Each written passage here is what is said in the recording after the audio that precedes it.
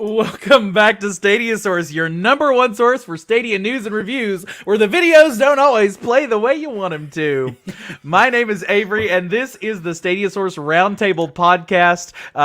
We have got a fantastic show for you tonight, so let's get started. You may know our guest tonight from the retro gaming show Generation X Retro Gaming, where they take you on a nostalgic journey through gaming history and enjoy a nice chat and a cuppa while they're at it. It's Lord Kensel, Clive, and Rock. Hello, evening all, Good afternoon evening all. How are you all doing? Doing good, gentlemen. Thank you so much for joining us tonight. With me, as always, we've also got Lord Moore, who is frantically updating text for us on some banners there. We've got Dom. Evening. And we've got Mr. C-Trute Lee in the corner. Hello. Thank you so much for joining us. Before we get started, did you know that you can get the Roundtable as an actual podcast? That's right. It's not just a video. It's a podcast too, Rock. It's both. It's both, brother. I picked up on it, mate. I was there. I saw it in your show notes. I knew where you were going. Search for Stadia Source on Spotify, Pocket Casts, Apple Podcasts, or wherever it is that you get podcasts. Gentlemen, we're so glad to have Clive and Rock on tonight.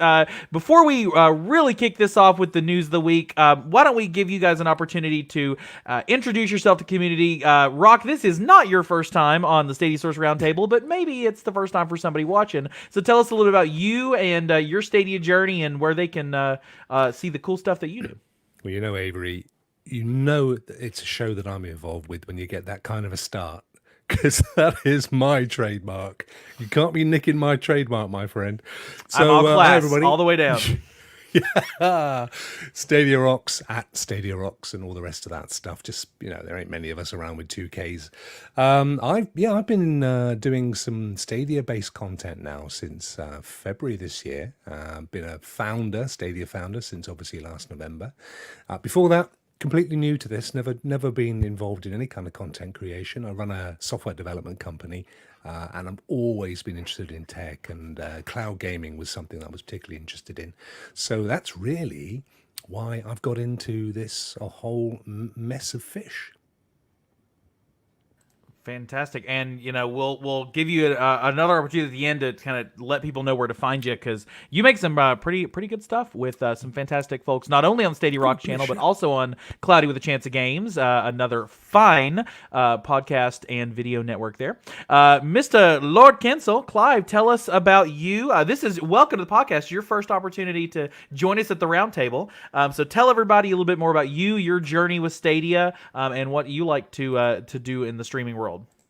Yeah, so very much like Rock, I'm founder, Stadia founder. So I got on my main YouTube channel, which is YouTube.com/Clive Illenden.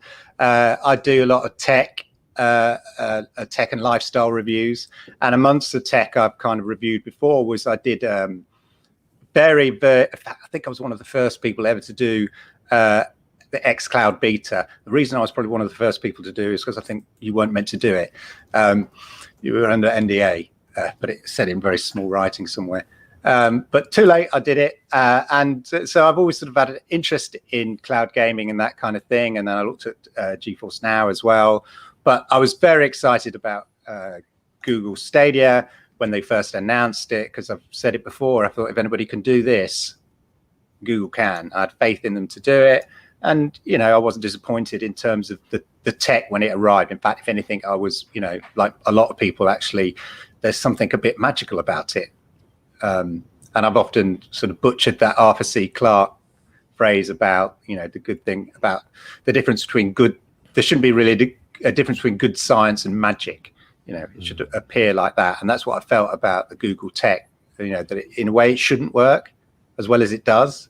But it does. So obviously, you know, I was anticipating it arriving and doing a sort of a day-on-date review of Stadia in the same way as I did for the original xCloud beta. And from then on, I've just sort of started doing a regular Stadia Monday night chat show where we, like everybody else, we look at all the news. But I also like to bring a particular kind of view or perspective to that as well. So I've kind of put that on my main channel, and I've always streamed a little bit, sort of game streamed a bit. I used to do a bit on Mixer, a lot of Xbox, but now Stadia has given me the opportunity to, because you don't really need much setup really, to stream on a regular basis. So I stream on a regular basis over the weekends as Lord Kensal on my Lord Kensal channel. So you can find me there as well. And then from that, I met loads of sort of great people in the community, including the great Rock, of course. And we hit it off. We're of the same age, the same era. And so from that, we kind of came up with a Generation X retro gaming club, which was really, you know, there are people of a certain age or over a certain age that are into gaming. And so we thought there wasn't a show for them. It's because the YouTube's full of young whippersnappers.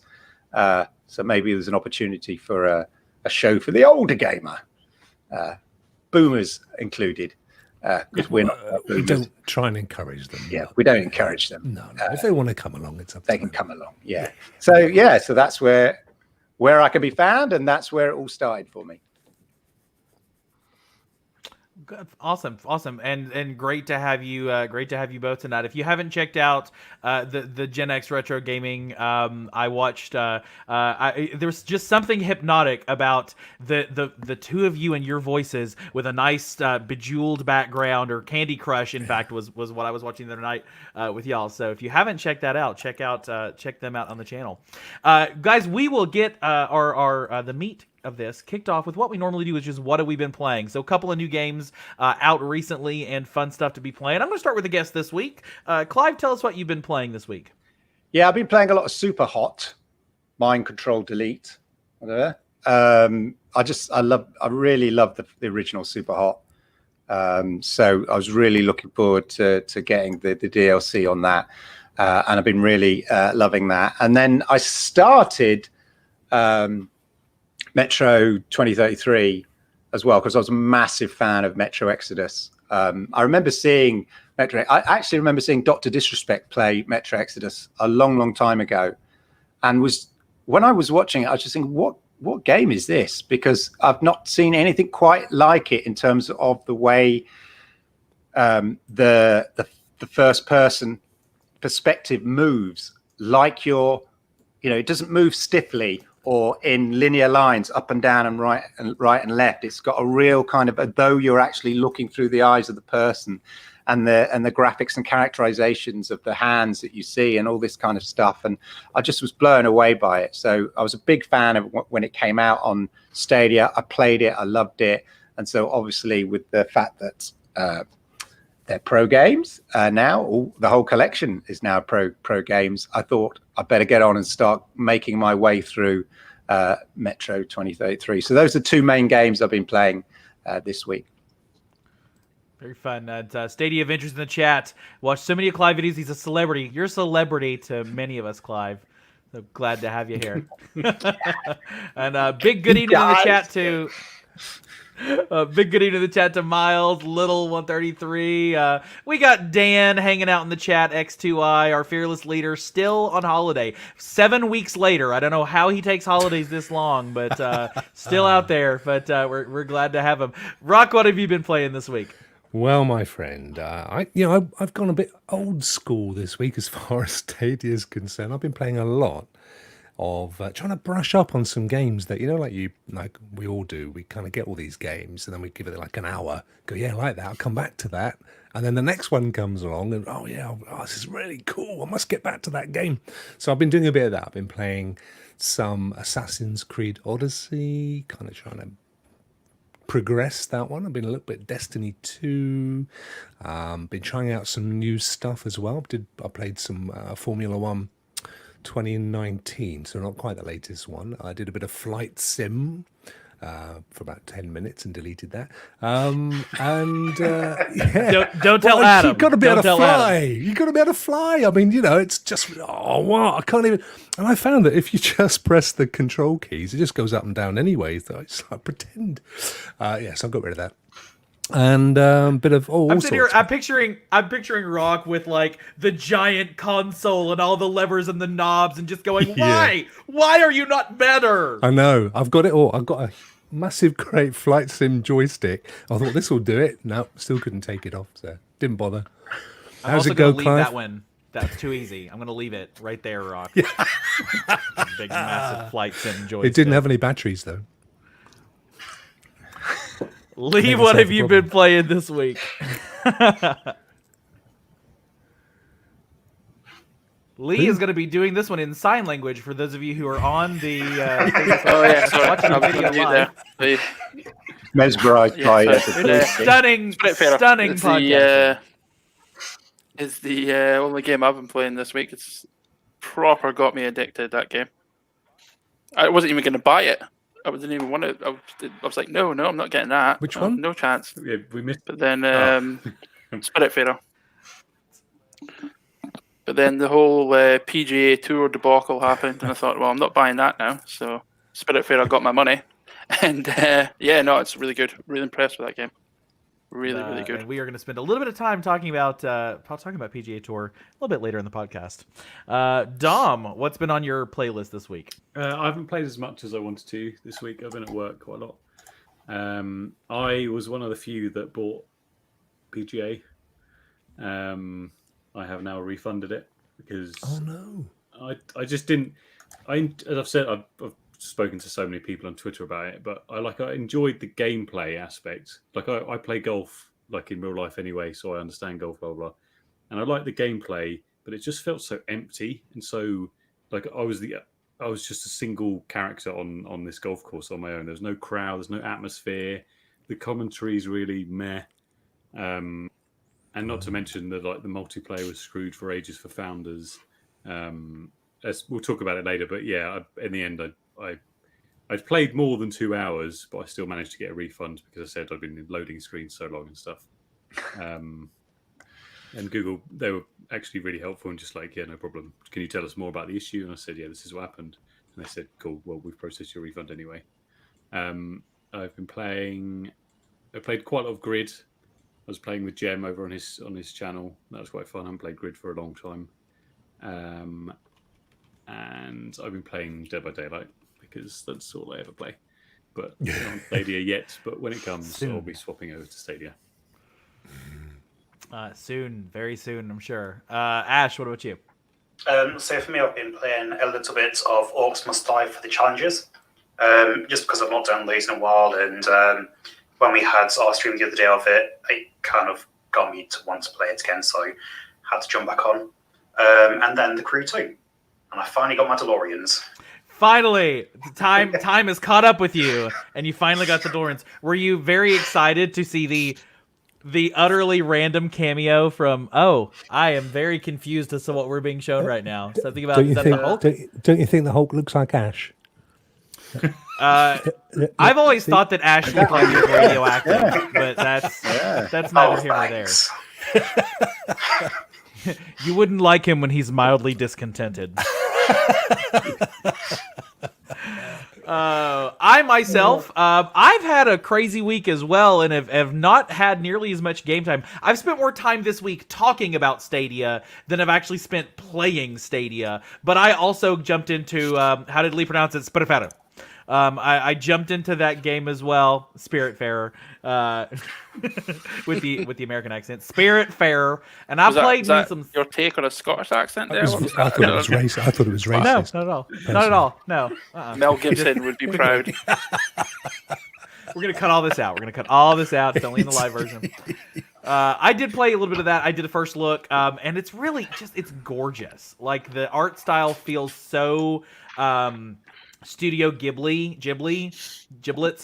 It feels so like beautiful and anime like, and I really did enjoy it. We're off the rails and we're only 17 minutes in. Welcome to my world.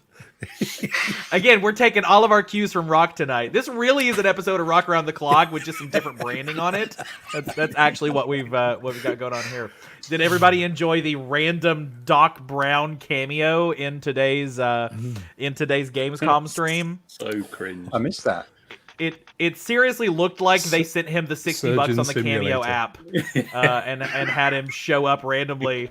Like it was either him or some person that placed fourth on Survivor. Like that was the two options for who could have appeared at Gamescom this year. So random. Cyberpunk got Keanu Reeves. Yeah. Surgeon Simulator's got Christopher Lloyd. Yeah.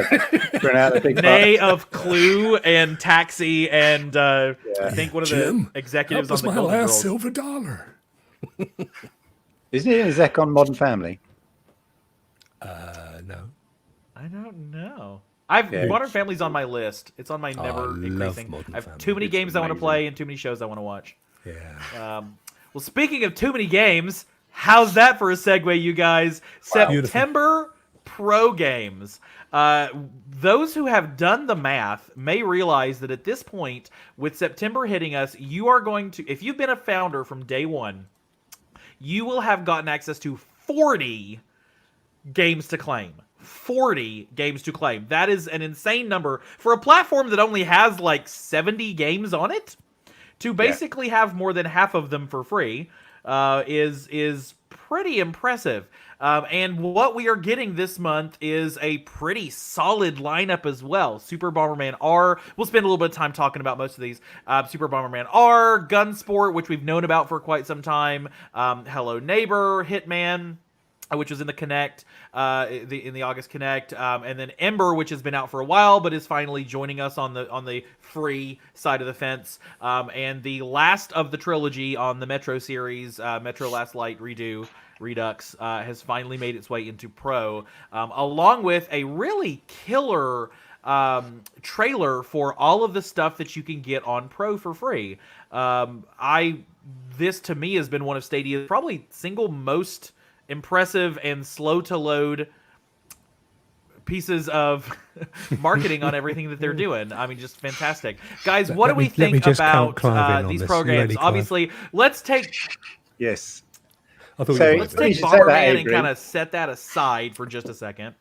Yeah, no, it's funny you should say that, Avery, about the video. You're not the first person to say what a wonderful video it is by Stadia, because it says all the games that are available now and all the new games that you can get on Pro with a fantastic music track behind it. It's really cool.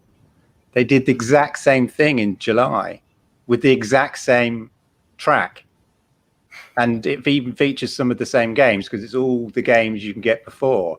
But I think because it's 6 games, everybody's going, oh, wow, look at this video. They're kind of conflating it all. But they did exactly the same video, if you go and check, in July, just saying, here are all the games you can get.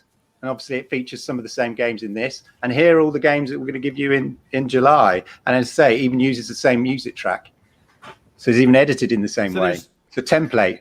There's something to be said then about how much this very powerful piece of marketing that is very well done just got completely wiped off the face of the planet from everybody's memory, Berenstain Bears style, because of the discontent. Content.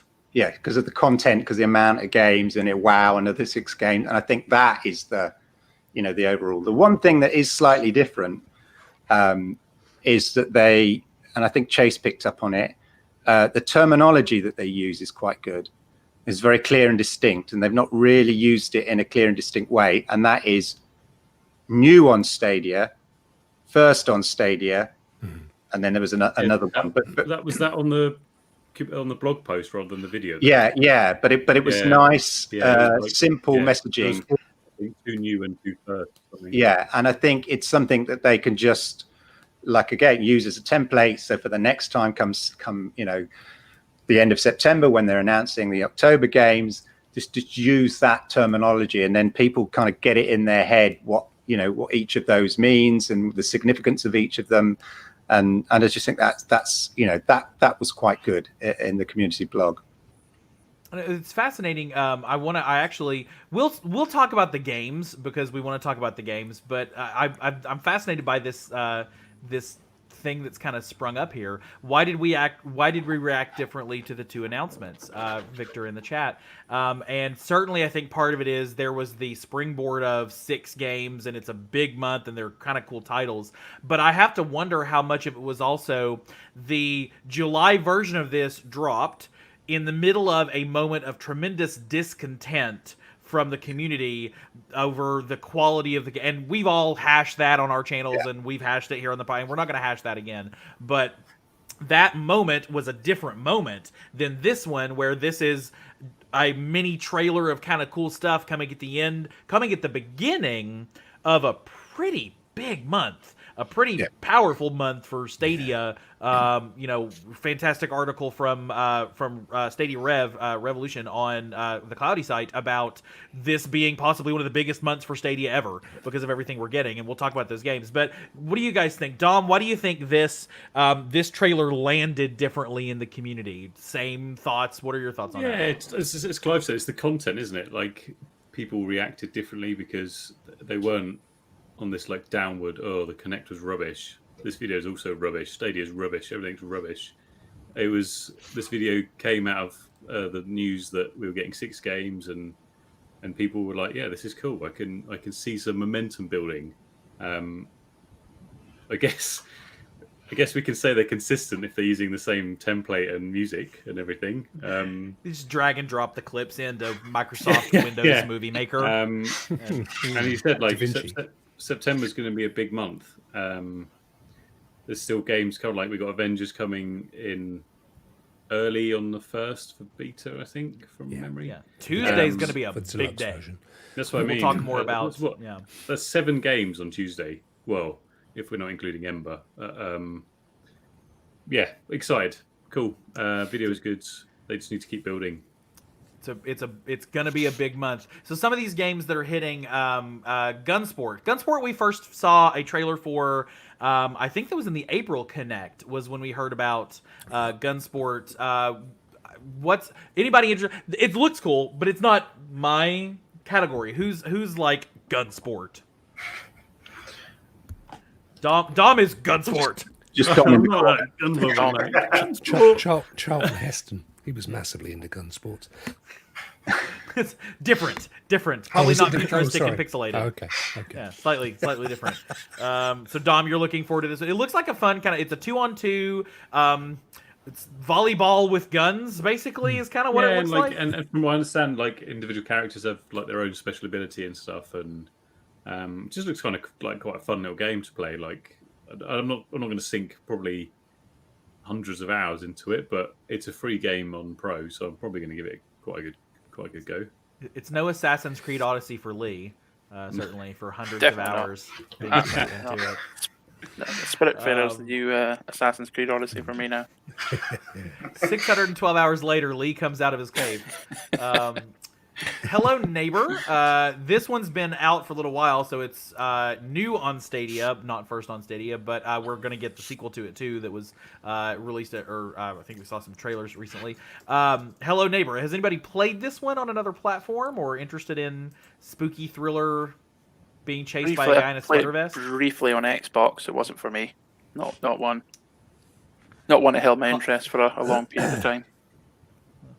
Clive, are you excited to be chased Yeah, by a guy in a sweater vest? I'm going to give it a game. It's a good streamers game. Yeah, it is. I've seen a lot of streamers play it. Like Dan TDM used to play it a lot and things like that. It's one of those sort of games which is good for streamers, I think.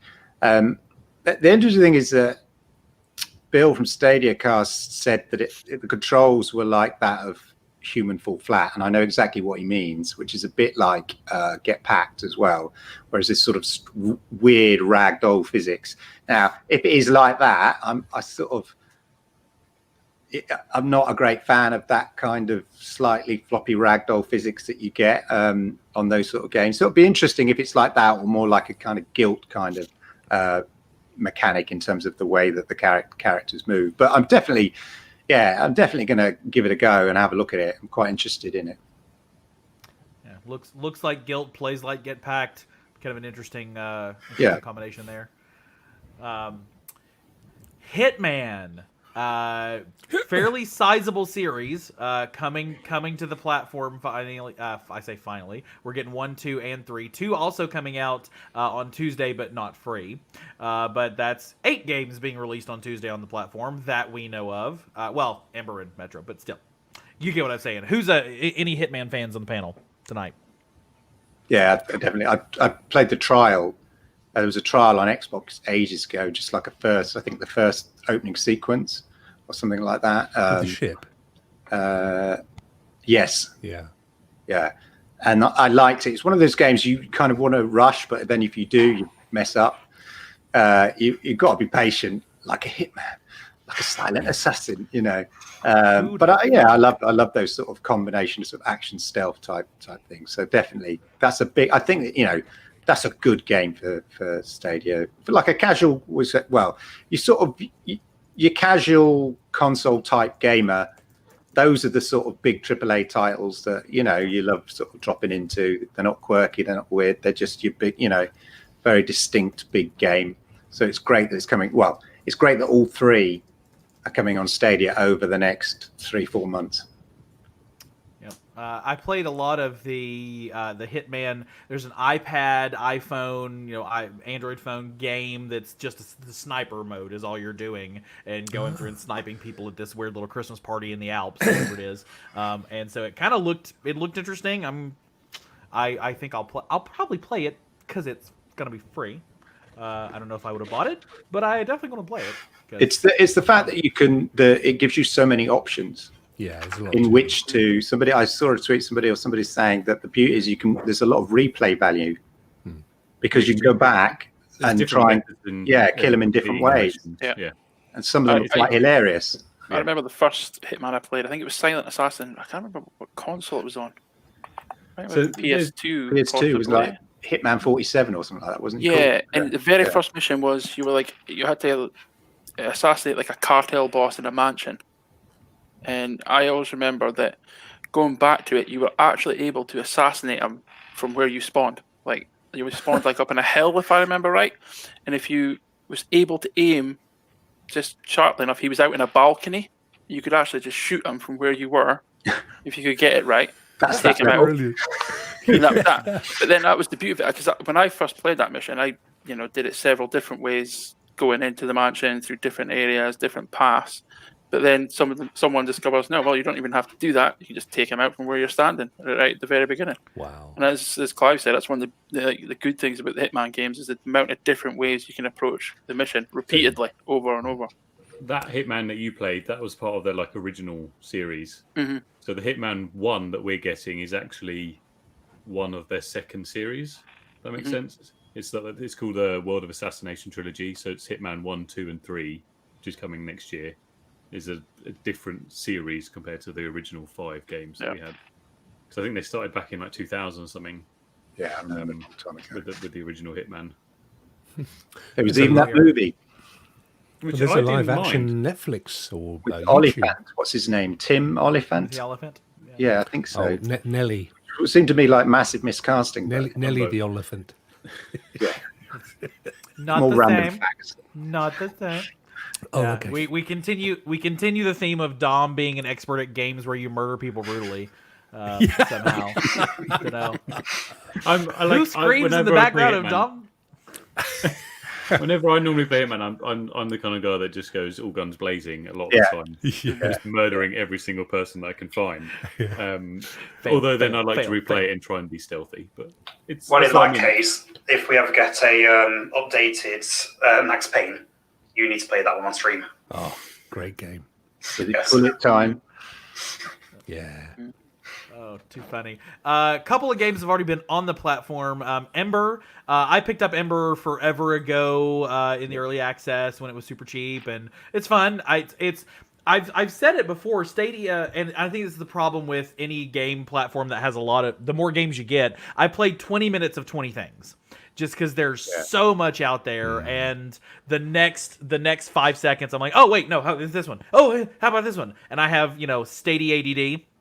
But Ember, any fans of Ember here? They continue to do drops. We got the food delivery drop. We got the parachuting content drop this past week. See, I'm half and half on that. It's an enjoyable game. I can definitely see it as a nice little get together game for the family and all the kids and everything. And me, Duncan, and Tommy, when they were still with us, we did have a go at it through the beta, which we did have a lot of issues coming up, which were eventually fixed. But it's definitely one of those games that we'll need to go back to at some point, especially, like I said, with all the new stuff that they do keep dropping, like the Uber Eats kind of stuff and all that. Amazing. It's like next, I guess they'll be on scooters, and then there'll be an Amazon ripoff. I don't know what else But next on there. they put on polls on Twitter of what people would like to see next, which is quite cool. So they're really taking on feedback from the community.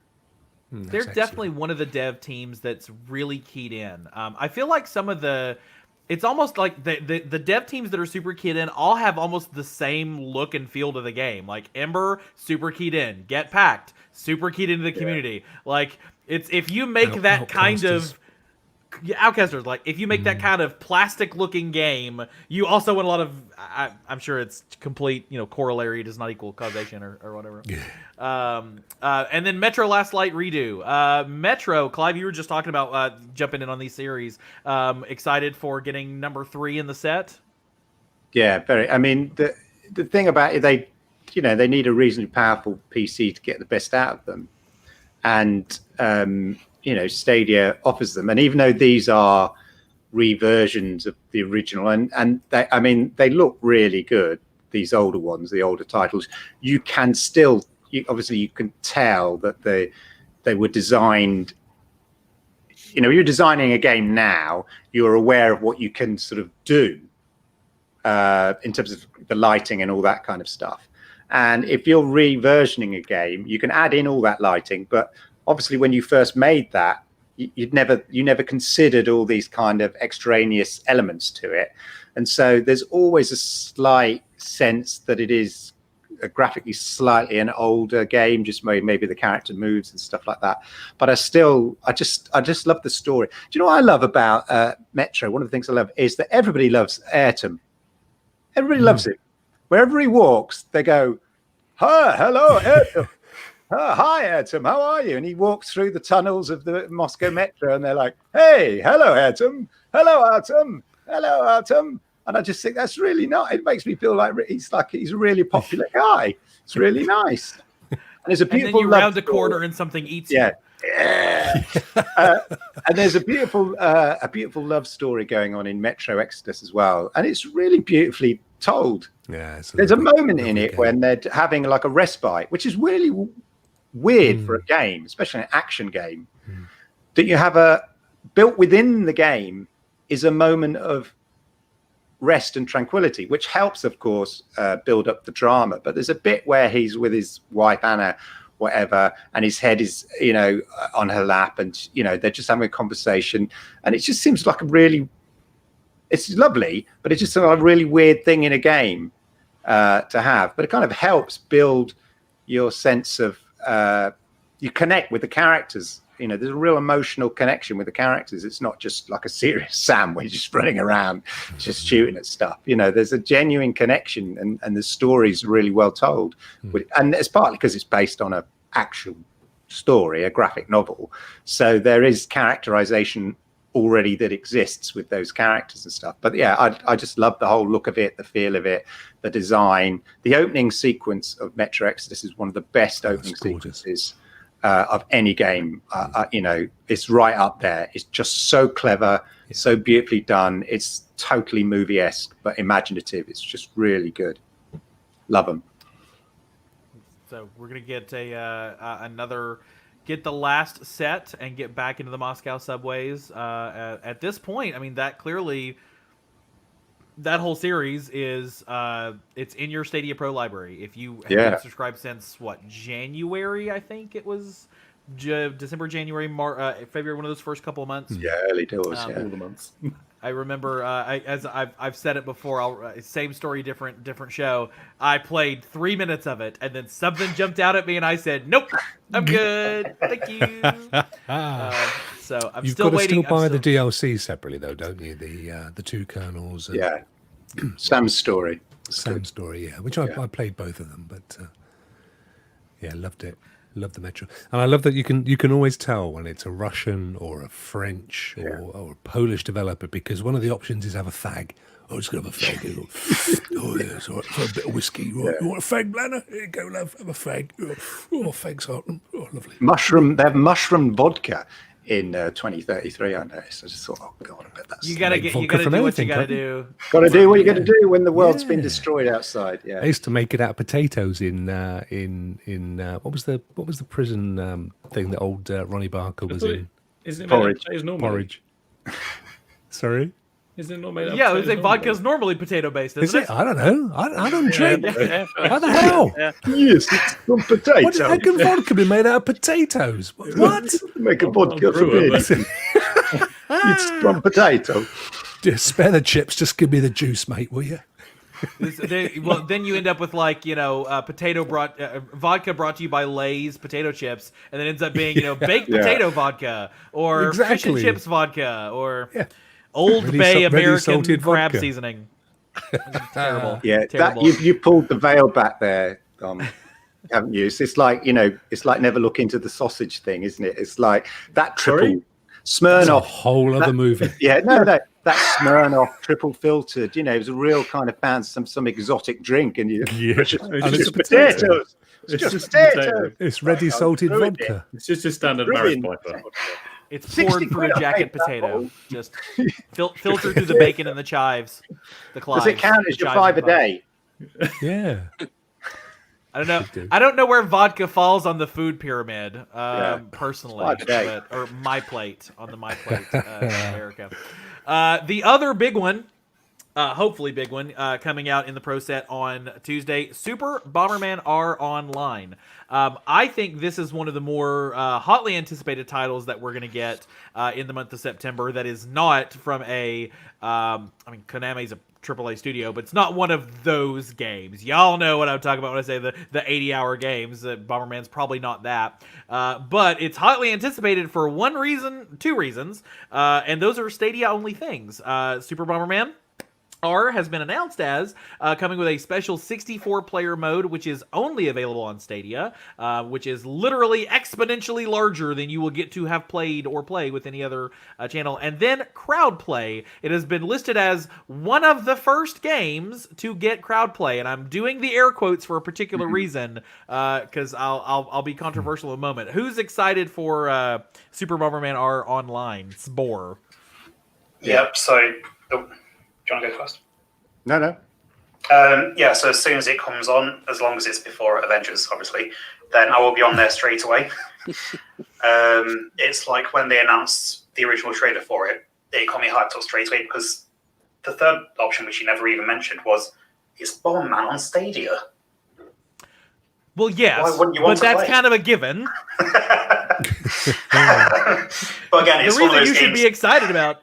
Come on, Ash. Yeah, screw the other ideas. It's all about just Bomberman in general. No, but it's also another game that's available for all the family to play, to enjoy. Nice little party game. As well as obviously all those who have played it when they were younger, like myself. Obviously, a nice little nostalgic kind of game. And then obviously you've got the 64 players, which will be amazing for any streamer out there. Yeah, And this absolutely. really is the first title. Oh, sorry, Claude. This really is the first title to kind of be a party title. Because, yeah, I mean, you get like 4 people on Get Packed, you can get 40 people on Grid, but Grid is not the thing. Going to be like, come here, little Billy, here's a controller, let's race. Like, that's not the same. So this really is kind of our first party title, more or less. Clive?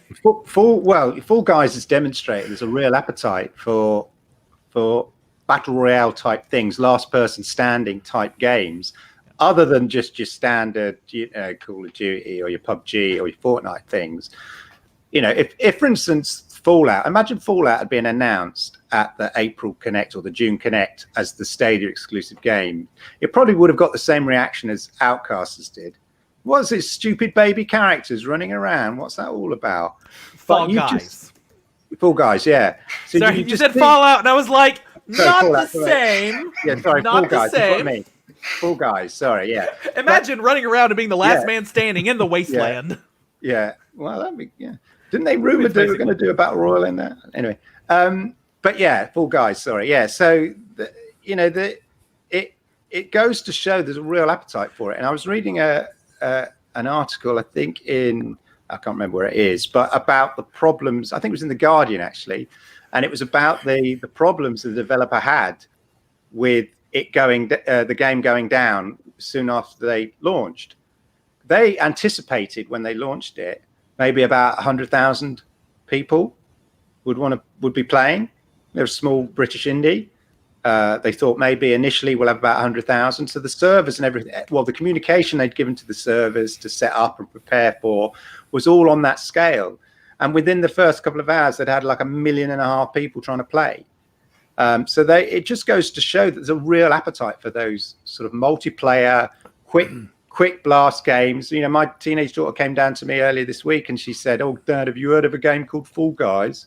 I went, "Yeah, your dad's I'm down on with Twitter. the kids, Of you know. course I have. I'm a gamer." So we downloaded it on the PC, and just so she could play it, because she'd heard, her friends had been talking about it and stuff like that. And it's just one of those quick games anybody can play, real kind of lot of fun. And I think Bomberman is in that kind of ilk, where you just get a load of people together, and it's going to be absolutely superb on YouTube. You get a load of, you're streaming, you get loads of people together, and you're trying to be that last person stand. You don't want to be Tim the Tap Man and not get that crown for weeks and weeks and weeks of trying, where everyone else is kind of getting that kind of battle royale first place. So I think it's going to be really great. It's another great game that hits that kind of perfect mark which Stadia wants: games that people will play and share on YouTube. And I think Outcasters is gearing up. The more I see the images that the Outcasters team release, it's got that kind of fun multiplayer. You want to stream it, get people on board and play it. Quick party fun, blast out the game. Yeah, looking forward to it. It's the Funko Pop style game, Yeah. where you look at it and it's like something cute little things and you want to smash them in the face, and like that kind of game. Funko Pops. Yeah. So my You've pressed his here's button where- now, Avery. I wish you hadn't said that. oh heavens. Just let him rotate his camera and show the 7,000 that he possesses. I did. So I was not aware of this, and I've got something in the script for a little bit later that's going to be hilarious in that case. So here's my question to the group on Super Bomberman. And I said this last night on Chase's stream. Welcome back to the world of YouTube, Chase, by the way. Solo YouTube for Stadia Talk. Sort of solo. We all got in there. It has been announced as one of the first games to get crowdplay. One of the first. But at no point in press releases or any of the marketing have they said on September 1st you can use crowdplay. And so I'm seeing a lot of folks like, we're getting crowdplay on Tuesday. We're getting crowdplay on Tuesday. And I'm like, guys, I've emailed Stadia PR. I've emailed Konami PR. They're being radio silent. I've talked to several journalists who've been in, and everybody's saying the same thing. I've not heard any indicator that Tuesday is going to be crowdplay. What do you guys think on this? Well, in order to have crowdplay, we need to have YouTube streaming. Not necessarily, as has been proven. To have crowdplay easy, we have to have YouTube streaming. But to just make it work, Kareem and Juggernaut and Random Gamer have all proven that you just need the YouTube slug. Okay, fair. Yeah, I think it just triggers a button in YouTube. So yeah, that's the key thing. I think. Yeah, I agree with you, Avery. Like, it's literally it's the 27th of August. You've got a weekend and 2 days either side before it's September. So yeah, are they just going to go, on the 1st September? Oh, there it is. Or are we going to discover it in the game? Feature we have. Poof. Yeah, exactly. It seems a bit weird that they haven't sort of made a big announcement about it and said, and you'll be able to play crowdplay from the 1st of September and stuff. It does seem a bit odd. So I can't see it coming. It's odd that they haven't announced it, and on that basis I can't see it coming on the 1st of September. We didn't hear a word from Stadia themselves or anyone in the Stadia team about Juggernauts, Karim's, or even Random Gamer or whatever. I think there was only 3, wasn't there, in total? That we know of. Yeah. That we know of. Like they haven't said anything about any of that. So No. I think it's unlikely that they're just going to be like, oh, by the way, here it is. Yeah. Surprise. Yeah. Well, it's not. Um, Sorry, Karen. I just think that I have a feeling they're going to have some sort of connect towards the end of September or something, some event, maybe early October, and that's when then they'll say this is the stuff that we're launching. On the pattern of Connect events they have, the next one is due end of September, October. Well, it's like with the last Connects, that the whole crowd play was one of the big features of the entire event. Dead by So, Daylight. well, it's like for it to come out in a few days and have this huge event mainly No focused on that, to fanfare. then have nothing come for it, Yeah. will be a bit of a letdown. Weird. That's why I think it might be the end of September or something, because if they are, because Dead by Daylight was confirmed in September, full September release, and they haven't said anything about it since. No. Um, And they made a Maybe massive they- thing about the streaming and the crowd play there. exactly. Then maybe they'll release it then towards the end of the month, and they'll have a Connect at the same time. saying, When's Dead by Daylight due? Do we know what day? Sometime just in September. September. That's it. That's all Date, they've said. yeah. Just the month. Because maybe that might be the date. That's what I mean. That's why I think then- it might be yeah. towards the end. So that's why Right, they at the end of September they'll release Dead by Daylight, maybe in the Connect Yeah. itself or something. Yeah. Say we've got crowd play, this and that. We've been doing tests with these streamers. Blah, blah, I blah. think it's one of those things. I'm not sure they would necessarily. Is Lord Moore said, they've made the big announcement in the previous Connect. But what I'm wondering is when they announce Dead by Daylight, around that they announce and we'll be switching on Yeah. the crowd play as well in a blog post or something like that, or Yeah. so around the From marketing for Dead by Daylight. my understanding is probably Dead by Daylight's from what they've said, because they've now got crossplay enabled as of like a month now, but they also were aiming to get cross progression where you have to log into their own sort of account so you Yeah. can have all your add-ons, all your DLC on every single console or whatever you're playing on. I think they're waiting on that because that's not available yet. Right. And when that happens, then I think that's when Stadia will come out. And it wouldn't. There's as much as I would like to imagine that Stadia will do the thing that they should do, which is make a hella big deal out of the #1 hotly anticipated feature coming to Stadia, and the one thing that nobody else can really do, even with workarounds. I can very much see that we're going to get a Tuesday noon post this week on Stadia. Crowdplay launches and it's available today. Yeah. Wouldn't surprise me. Nothing. You're just or that's all for good. Don't worry about it. Oh, and by the way, Crowdplay's on. Like That's the news for this week. Yeah. that's the news for this week. And there's Crowdplay.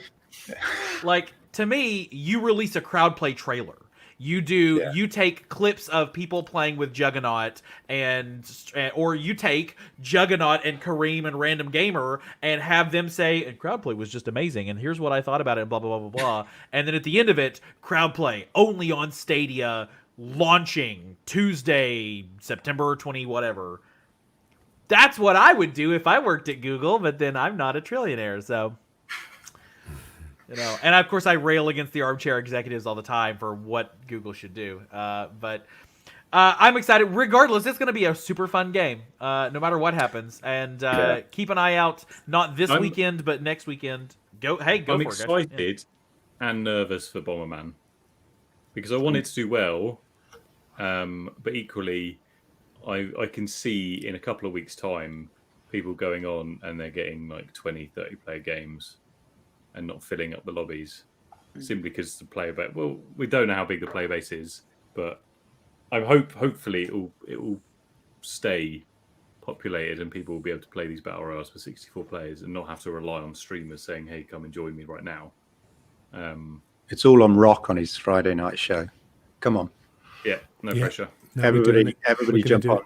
Yeah. Yeah. 64. Zoo Lane. That's clearly Can't be the beaten. R in Super Bomberman R is Super Bomberman Rock. Online. Yeah, exactly. Isn't it also? Didn't they also find it in Monster Boy? That was State That was Share. State Share. State share. share. Yeah. Yeah. Yeah, there's all these little. They've I sprinkled know. all these little things everywhere, and Yeah. they haven't turned any of them on yet. But, No. at some point, we'll get them at some point. So, I mean, at this point, we've got an amazing Tuesday ahead. We're going to come back and talk more about the week ahead. But let's take just a smidgen of time to talk about PGA Tour 2K21. So, not the most smooth of launches, shall we say. This is the first time that I can recall, first time in Stadia history that they pulled a game out of the store because it was broke. And it seems to be as simple as from what I'm telling, they had problems with founders logging in, and then they had problems with founders matchmaking. So it just seems to be the fact that they're like, well, you gotta have a number, man, and that broke things, which almost makes me wonder, like, how shouldn't most people, maybe like at least 25 to 30% of people, be a founder or I don't know, but well, not a founder, but I guess the premiers had to have a number too. So. Dom, I know you tried this for 5 seconds. I've also seen folks saying like the graphical fidelity is not that great, and it looks weird, like, you know, little blocky trees in the background, and I don't know. I watched a bit of our stream on it, and I don't know what thoughts on the displaced launch of PGA Tour. Everybody's just stunned. No, That's why what I'm happened. waiting. I'm waiting someone to release the DOM. This is what I'm waiting for. Like, I think sorry, you go, go on, Lee. Yeah, I mean, I think I took sort of the opposite thought on it than everybody else did. You know, obviously, you know, 2K put the tweet out with a little picture with the release times, and Stadia wasn't there at 5 a.m. UK time, and people started losing their marbles, and everybody was upset. And I just took the point of view was, well, in all honesty, if 2K hadn't said anything, then nobody would bat an eyelid, because we've come to expect now Stadia games, they either come first thing in the morning sometimes, or it's usually 5 p.m. British time that they get released onto the store. And we've come to accept that. Yeah, it's not ideal. And I know people were saying, well, you know, if this was Avengers or if this was some other big title, and it was like, well, yeah, but is it really that? Is 12 hours that big a deal? Is it, you know?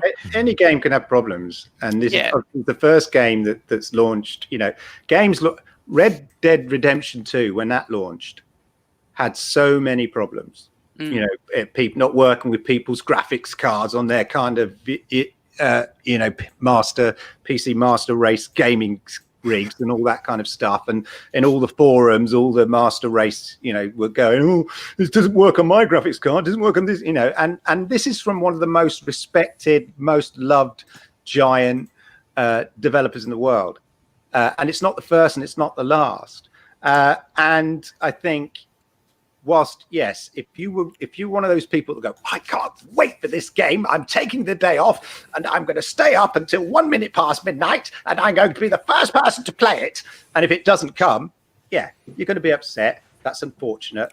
There you go. Stuff happens, you know, shizzle happens, and unfortunately, for whatever reason, you know, often when you release a game into the wild, you can do all the testing you like in the world.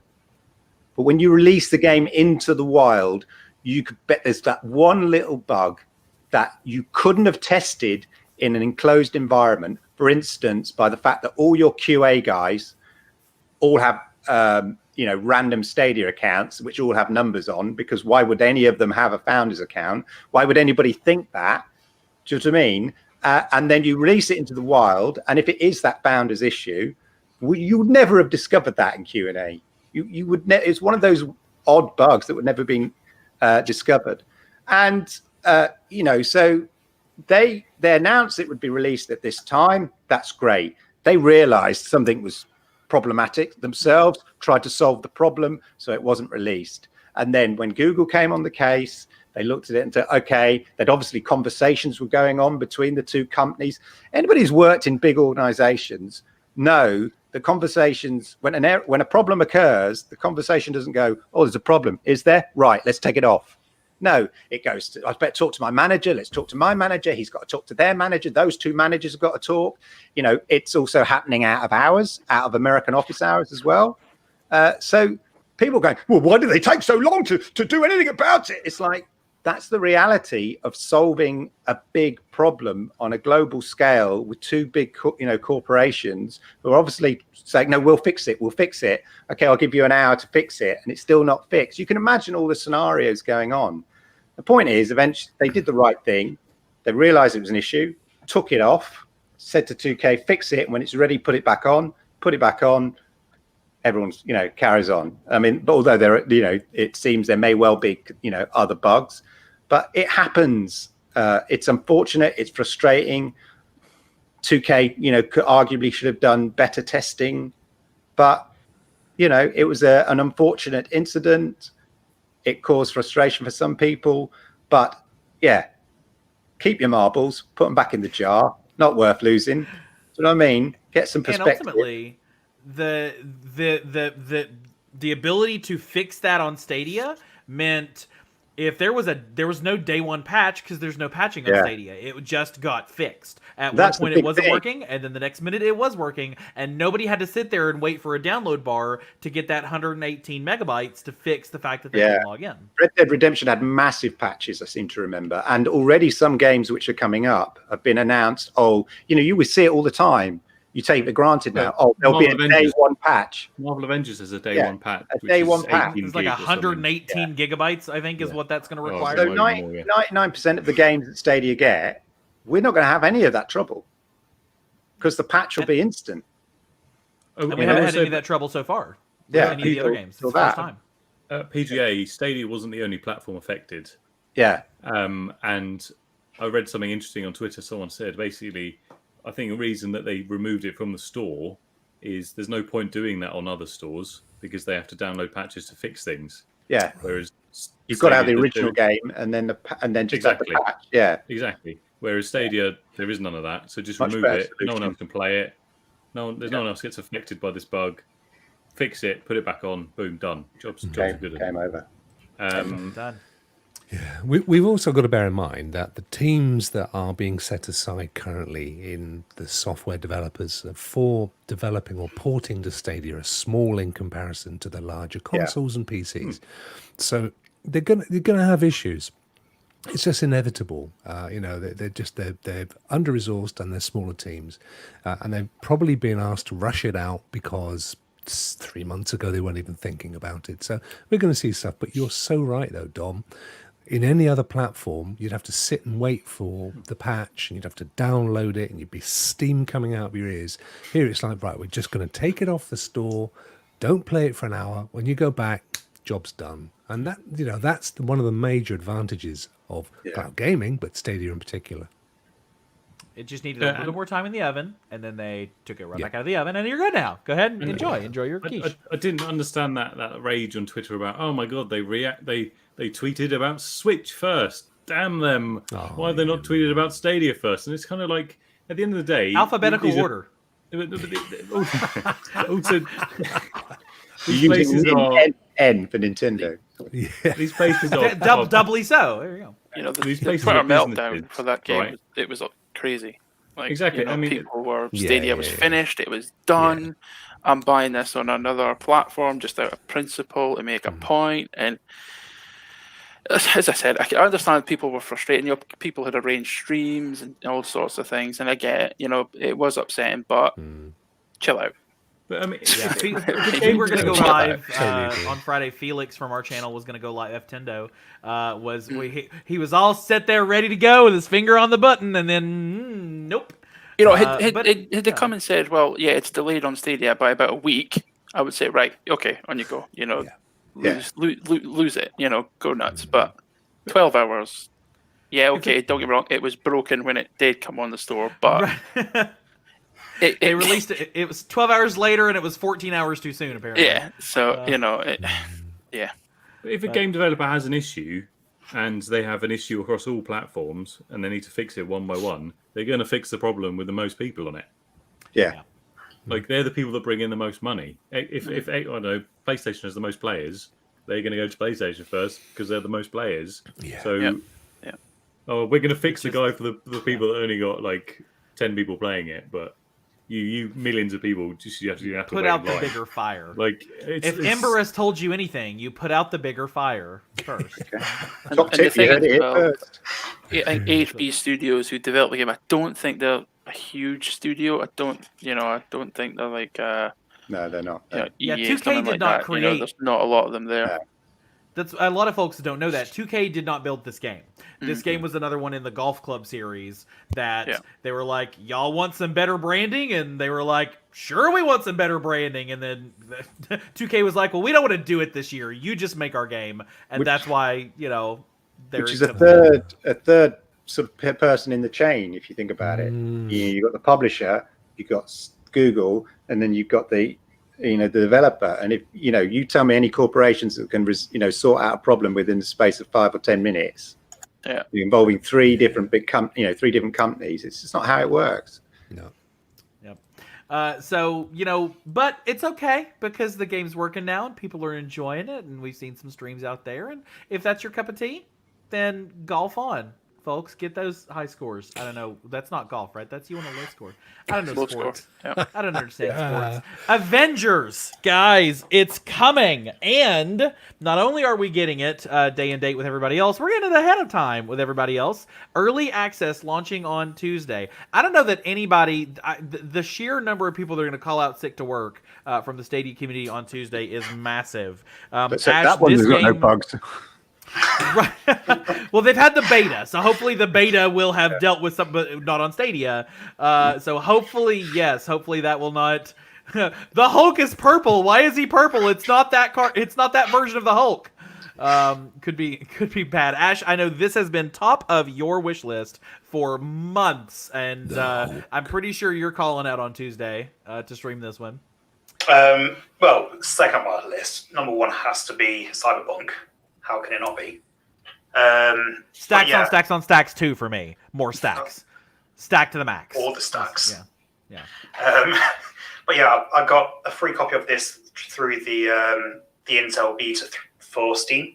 So I played that for a bit, as much as my shitty, crappy PC could handle it. So that was fun.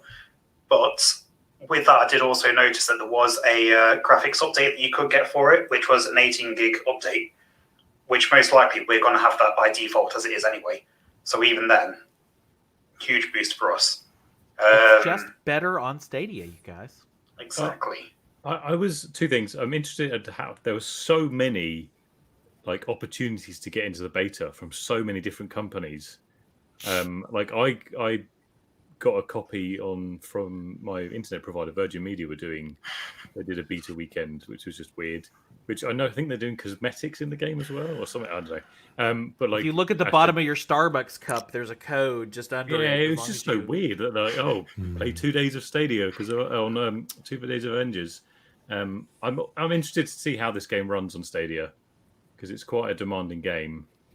I don't know. It's really interesting. With this If it runs on the consoles, then we already know. Yeah, it's not an issue. No problem on Stadia, is it? I'm not this buying was it. one of the first. Sorry, What? Rock. This was one of the first. No, I big played it. I didn't like top-tier it. titles.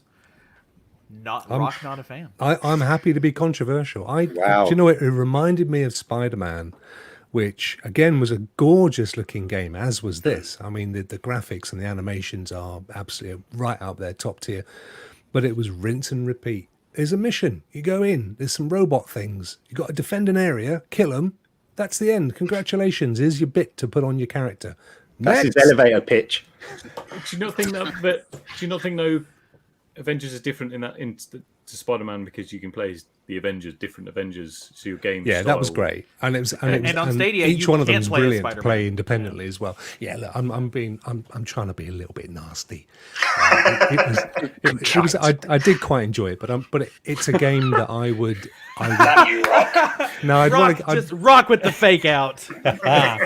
It wasn't a game that I would want to go first day out and buy. Let's put it that way. I did think, and some could argue the same of say Assassin's Creed or even Destiny. There is an element once you get to the end game. There's an element of rinse and repeat there.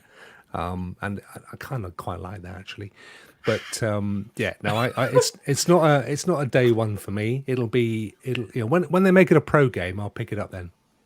It's like I think you July didn't 2028. With didn't commit Cyberpunk. to that anti-Avengers statement, did you? For very long. You I know, I kind of- should have kept it you know, going, never shouldn't I? commit Why did you Yeah. rip off your T-shirt and then was- put Avengers T-shirt underneath? Once I realised how much Ash looked like the Hulk, it put me right off. I Yeah. thought, no, I can't play with this anymore. So it was the end of it for And me. of course, we know Stadia Avengers already has the day off, shocking absolutely no one. It's in and the I will name. say, I'll give you guys a spoiler alert right now. Keep an eye out on the Stadia Source channel for some content by the gentleman behind Stadia Avengers. That cowboy hat's coming to Stadia Source, your number one source for Stadia news and reviews. I'm just saying, guys, keep an eye out. He's great. He's one of our new streamers. We're so excited to have him. I'm excited. I've seen every Marvel movie multiple times. I do a loop through probably once a year of the whole thing, and I love the Avengers, and I don't own a PS4, so I wasn't able to play Spider-Man, and I think the last Marvel-based game I've probably played, y'all remember that giant 4-person X-Man arcade game from the 90s, Generation X retro gaming? I know y'all know what I'm talking about, where you can be Storm or Yeah, I know. Jubilee with the fireworks and stuff, and or I remember the Wolverine. one. Giant X-Men. You could be Wolverine and Massive Yeah. console with the huge buttons. That was That was one of and you my had to get to favorites. Wolverine. You got to One of my get over and get favorites. to Wolverine, or somebody will take it first. Yeah, that was. I remember That's the that last time. That's the last time I played anything involving Marvel. Was that long ago. So I'm excited for this one. And Eddie asking, you going to be playing on the first? Eddie, thank you for being in the stream tonight. And I think we're all going to be playing on the first. With that The early access, the early access is launching on Tuesday. Is that the full game? Was that the same? No, it's Full- with the Yeah, early okay. access. It should just be because I think it's just the beta. Ooh, yeah. Which, if it is, then it's just like the main. sealed as well. Is saving that for a rainy day. Look at that. It's all sealed and original. It's signed by Wolverine. That's how you know it's authentic. That's Beautiful. only when the slashes are through the. Yes. You don't want to get Authentic an autograph slashes. from Wolverine. You got to get a pint of blood after that. Ah. What do you want me to sign? Your chest? Okay. Ah! This could be bad. It could be bad. Ah. On that note, moving on. Ash, any other thoughts on this one? I know this is on your Yeah. playlist. Just a quick one. As well as that, obviously we've got Hawkeye coming in at some point as well. I can't remember if we've been told if he's coming in day one or not. But when he does arrive, we have more single player games involving his character. So obviously, as the game gets more characters within it, we could then get more single player options with that. As well as the fact, don't forget that Marvel now own all the Fox Marvel characters again. So you've got all the X-Men, you've got Deadpool, and all that side. You may get to play Wolverine again. I think this would be a game fun to play with friends, like doing everything co-op. And stuff. It's set up as one of those progressive type games like a Destiny, isn't it? Though, Yeah. I thought Yeah. It's like 'Cause you earn loot coming and back gear and and- new loot Yeah. and different things, isn't it? Yeah. Yeah. No, I think I'll buy it. Yeah. I'm a big Marvel fan as well, so yeah, I think I'll probably pick it up. Yeah, I think what I'm hoping for. I'd love to see Doctor Strange. Give me when the Doctor Strange DLC drops. Like that's my. Who's your? We'll go around the table. Who's the number one Avenger or Avengers associated number one person from Endgame? Let's say who's yours? Doctor Strange, definitely top of my list. We'll go that way. Yeah, I'm the Ash. same. Doctor Strange all the way. Dom. I- Superman. I like Superman. My favorite Avenger. Dom, not only does Dom not watch the Stadia Source podcast, he's also not on the Stadia Source podcast right now. I was I think. distracted by something in chat. Right.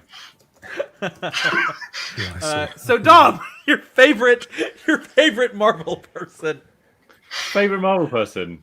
I'm going to say Doctor Strange because he's actually my favorite. Yeah, it's fair. Stop copying us. Lee, who's your Yeah, Who's your Tom, favorite, and you why know, is it Doctor if I- Strange? Well, the thing is, if it was to be the cinematic universe, it would either have to be Iron Man or Doctor Strange, purely because I like that sarcastic, witty sort of, But if he was to go in Smart-ass like favorite superhero. Marvel character, I would probably have to say Blade. Oh, it's a good pull. Rock, clearly you're on the Strange train. So, I've never watched a Harry Potter film, Oh God. and I've never watched a Marvel Avengers film. I've never read one of the comics.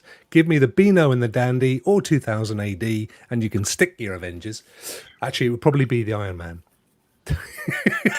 I didn't understand any of that, so I'm just going to assume that was all. Beano and Dandy. Beano and the Dandy. What the hell?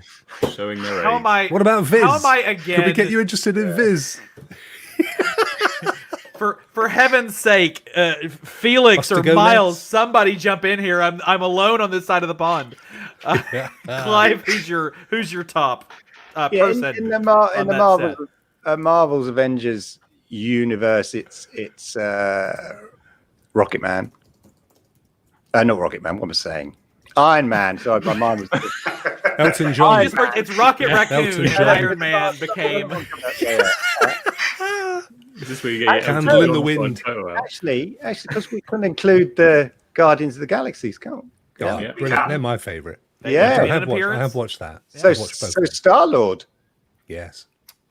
So it's either Iron Man or Star Lord. Groot. But from the sort of X-Men series we were including that, I actually like Quicksilver. I love those scenes where he's part and the whole, and he rescues this. I forget which one it is, but he rescues everybody from the school, Professor Xavier's school. It's such a brilliant scene. I keep watching it on YouTube all the time, and it's so well done. Jean-Luc. Was that Jean-Luc Picard? Xavier? No, it No, that was um, the James McAvoy. So James that was. McAvoy. Yeah, that was different- the later different one. X-Men. God, that was my one chance to get back into the good books. Almost. We got So folks close to in being the a cool chat. kid. This is not the cool kids table. Let's be perfectly Yeah, clear. yeah. We got Yeah. folks In in that the case, chat. I don't do cool kid. nice little MCU fun fact for you. But Thanos was worthy of the of Mjolnir. What? What did he For- just for say? his, Worthy. Right, you What? lost it. Of the lifting up the hammer. for the power of his convictions, I believe. He Yeah. was worthy of the what? Thor's The hammer. hammer. Mew Mew. If you remember the Yes. first Thor movie, he was worthy of Mew Mew Mew. Mew. Emu? Emu. What? Rod Now we've Hole? got like mooning. Rod Hole? We've got folks in the chat giving us their favorite. Ray the Gaming Cyborg. So good to see you. He's hulking out. Cyber Ferret. I am Groot. You would think Cyber Ferret would have went for Rocket Raccoon because of the. It's fine. It's yeah, perfectly fine. Louis Loisois, Groot gameplay gonna be dope. Peter Parker, the Spider-Man, and the Brotherhood of Stadia going hard. DC Ooh. Comics better than Marvel Comics. Oh my God. That's a How different dare you. podcast, my I'm a brother. Superman fan. I How agree. dare you? I agree with him. The It was comics a, might be, but the universe isn't. I'm waiting for the Snyder cut. I'm waiting for the Snyder cut of Justice League. That's going to be. It looks as though it's going to get better, though. though. The DC movie universe, it's Yeah. heading in the right direction. They've learned their lesson, I think. Yeah. You saw it in Yeah. Wonder Woman. Don't be terrible. Yeah. Well, guys, let us press on because there is still some news. I'm probably going to skip some of this just because there is such. We're having a great conversation, but there is such much news. Windbound coming out tomorrow. I think I'm going to pick that one Yes. up. I am very excited about Definitely. this Zelda. Windbound coming out. Let's be honest. It's the Wind Waker meets Breath of the Wild is what this game is, but it Yeah, still looks love it. kick-ass. Looks so great. I'm excited for this one. Rock clearly going to get this one. Anybody else picking this one up? Yeah. definitely. Yeah, definitely buying it. The special guest in the background. I Hi! You can't see I little Clive. us. Yeah. He's waving. Clearly got his Clive. dad's hair. Oh, that's where his hair went. It's onto the. Yes. Okay, fine. Go between. I'm Hand me excited down. about Windbound. I think it looks super Little fun. heirloom. Little heirloom. Hello. A bit of heirloom. Again, it's we've- worth noting that the devs have obviously said it'll be out at 1 p.m. UK time. So Oh, nice. Fingers Yet crossed. again, making a time-based announcement, Oh yeah, which I will you'd be- think in 1 week they would have learned. yeah. I will be suspending my lesson Twitter there. account at 1 p.m. tomorrow if it's not on the Stadia store. That's it. I'm selling my Stadia. I don't want to have the Stadia anymore. I'm unplugging it and taking it back to Woolworths. But as well as that, don't I'm forget, trading it in at the GameStop. What's wrong with Woolworths? I'm getting my £7.20 back for this. It's my terrible Bye, fake little British Clive. accent thing. But yeah, don't forget with Windbound as well. If you purchase it before the 11th of September, you do get bonus DLC with it. Yes. Yeah. Yeah, you get the pre-order content. Yep. I think I seem to be Nice, one of the only cosmetic. people not excited for this game. You can play golf in it though, Dom. Go away. It's Win Golf. No. Windbound Golf. Golfbound. Golfbound. Yeah. Bounding Golf. Golf. There's birdies in it and stuff. There's the difference. Oh. Different. Right, sorry.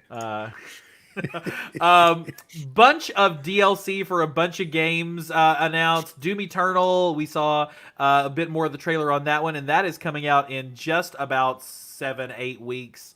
The Ancient Gods Part 1. We've got Borderlands 3, Carefully Spoken, Psycho Krieg, and the fantastic Fustercluck.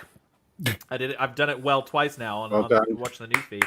Sounds, As I what- just say it sounds brilliant, that DLC pack as well. Like, the description of it, like you go inside an actual psycho's head, and you have to battle with his completely psychotic side and his less psychotic side. It does sound a lot of fun.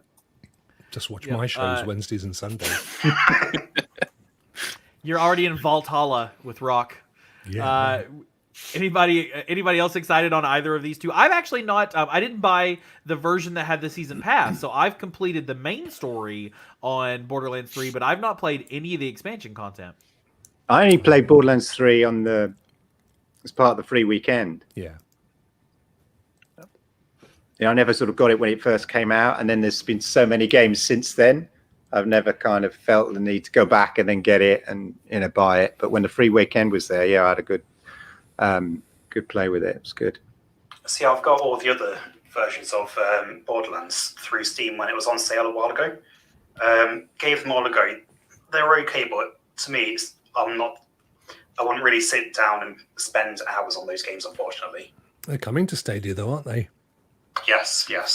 Slowly but steadily, but thoroughly unannounced, we are going to be getting all of those games. Because why would Stadia mention that we're getting games? Why? They wouldn't do things like that. We don't do that.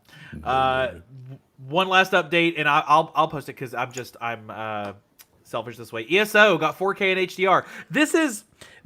It fulfills the promise of Stadia. In my opinion, the fact that this game launched, Elder Scrolls is pretty great. I actually enjoyed it quite a bit, and when it was 1080p, it was great. I enjoyed it quite a bit. And then hey, by the way, yesterday it got better. They just made it better for you. Yeah, enjoy. I did no see a few patches. people. Yeah, a few people moaning when it came out. Oh God, it's 1080p. Oh, I'm so disappointed. Oh, Unplayable. God. The biggest thing for me with SO is it's still 30 FPS, and I'm going to be a snob, and I say 30 FPS. It needs to be higher than that. Yeah, It just I'm- feels- Well, it goes Yeah, potentially. Yeah, then yeah. if they can upgrade it 4K, That's and what I mean. Hopefully, in the future, in a Yeah. separate update, they'll go to 60 FPS as well. Because I've played it on PC when it first came out, and I was spoiled that I was running on more than 30 FPS, and it just felt a bit meh. What does it take though to run it at like PC wise? I mean, do you have to have a pretty decent? You've got your rig's good enough, Clive. It doesn't take a lot. It's quite an old game now, to be Yeah, fair. it's in the Warcraft boat where it was just built so long ago that it doesn't really Yeah. matter how HD they try to make those textures. It's still the textures from 2000 Yeah. whatever. Just think of it as like a slight I upgrade to Skyrim kind of graphics, Yeah. pretty much. It's Skyrim with other people. It's pretty much what that game is. But Yeah. it's okay. Yeah, it is. One last one I will mention. One Hand Clapping got an expansion today. The Duet Desert, and they Two-hand have clapping. supposedly. Yes, now it's two hands, but it's two different people coming from opposite sides to clap. No. They one of the so if any of you have watched my first look of one hand clapping on the channel, me sitting here going like my thoughts were pretty clear that I was not as enthused about that game as I could have been. And right. they did. I actually asked about this on the Reddit, on their post on Reddit. They're another developer that's engaged in the community. And I said, hey, I've had some challenges with pitch recognition, and I was a music major. Voice, can you help me out here? And they said, we have upgraded the technical accuracy, and like, this is the game for me. I've got to tell you this, Avery, because I think it's funny. I was playing this, funnily enough, with my daughter earlier, and she's only little, and she couldn't get the notes. So what we did was we got her phone and my phone, and on my phone we had Elton John, and on her phone we had Sam Smith, and we just literally played the two when we needed to go high and low. It worked an absolute treat. Brilliant. Brilliant. We got right through the levels. Oh, that's too funny. Yeah, I'm gonna try it again. This might be our first ever second look on the Stadia Source news channel, because I'm gonna try it again and I'm gonna record it. And if I was sitting there going again, then I ended up we're humming. gonna have it. words. And this is quite a big update, about 3 hours or something. And for the game, I don't believe they've changed the price yet, so it's $6 still early before, and it's access. $6 now, and Yeah, I mean, it's really short though. The first element of it. You know, Is it about 20 minutes or something, right? Well, that's what I said. if that, like, From what I read from their posts, it's about 3 hours they've added or something silly. Right. Oh, wow. So it was almost like just like a first level trial. Then Okay. obviously that first bit that we paid for. MVP. Yeah. Yeah. I Anyway, did. Sam Smith and Elton John were bloody brilliant Yeah. at it. It's all I I can did. say. I did a first look of it, but I just it was just exclusive for my channel members. I opted against making it more public. Such a good decision, Clive. It was Such so a good awful. decision. You know, Just like you, I Avery. wanted. Okay, tell a lie. And- It wasn't. Sorry. The Go on. frustration. You could just watch just 30 minutes of me getting progressively more and more. Just, it was not great. But It's hey, not 3 I'm gonna give it another hours good try. more. It's 3 times more playing time. Ah, So instead of 5 minutes of okay. frustration, now you have 15 more minutes of frustration to look forward to. Hopefully not, but we'll give it another shot and see what's going. Woolock in the chat. Hope you're all doing well. We're glad to have you, Woolock. Check out his articles on Cloudy as well. Lots of good new content there. So guys, grab your Harley Quinn Funko Pops. It's time for the hot topic. You can like that? The hot topic? Is that the reference again every week? It's okay. Clive's like, do I have a Harley Quinn Funko? yeah. What's those? He will as well, I can assure you. I should have asked for the Fortnite, list. Overwatch. That's it. It's all right. Can't help you on those. We've already had such phenomenal discussion tonight that I almost don't want to get into the hot topic, because then we're going to be here till 3 a.m. for y'all. But this has come up fairly recently in a few places, and there were, shall we say, heated Twitter discussions this week from a lot of folks when a particular Call of Duty game got announced and then didn't get announced with the Stadia logo. And that sprung off a lot of conversation in the community that I think kind of could get summed up in the question that I want to pose to the panel. And that is, I was working on how to phrase this question earlier, because the way I want to say it gives away what my answer is. So trying to say it neutrally. Do you believe that Stadia is moving at a slower pace than you would have expected, an average pace, the pace that you would have expected, or faster than you would have expected in terms of their rollout, their marketing, the technology, the growth of the platform, and the growth of the community? Rock, you and I have had conversations about this via Twitter, not any of these terribly long Twitter beefs. So I'll give you the first chance to respond on the speed of Stadia.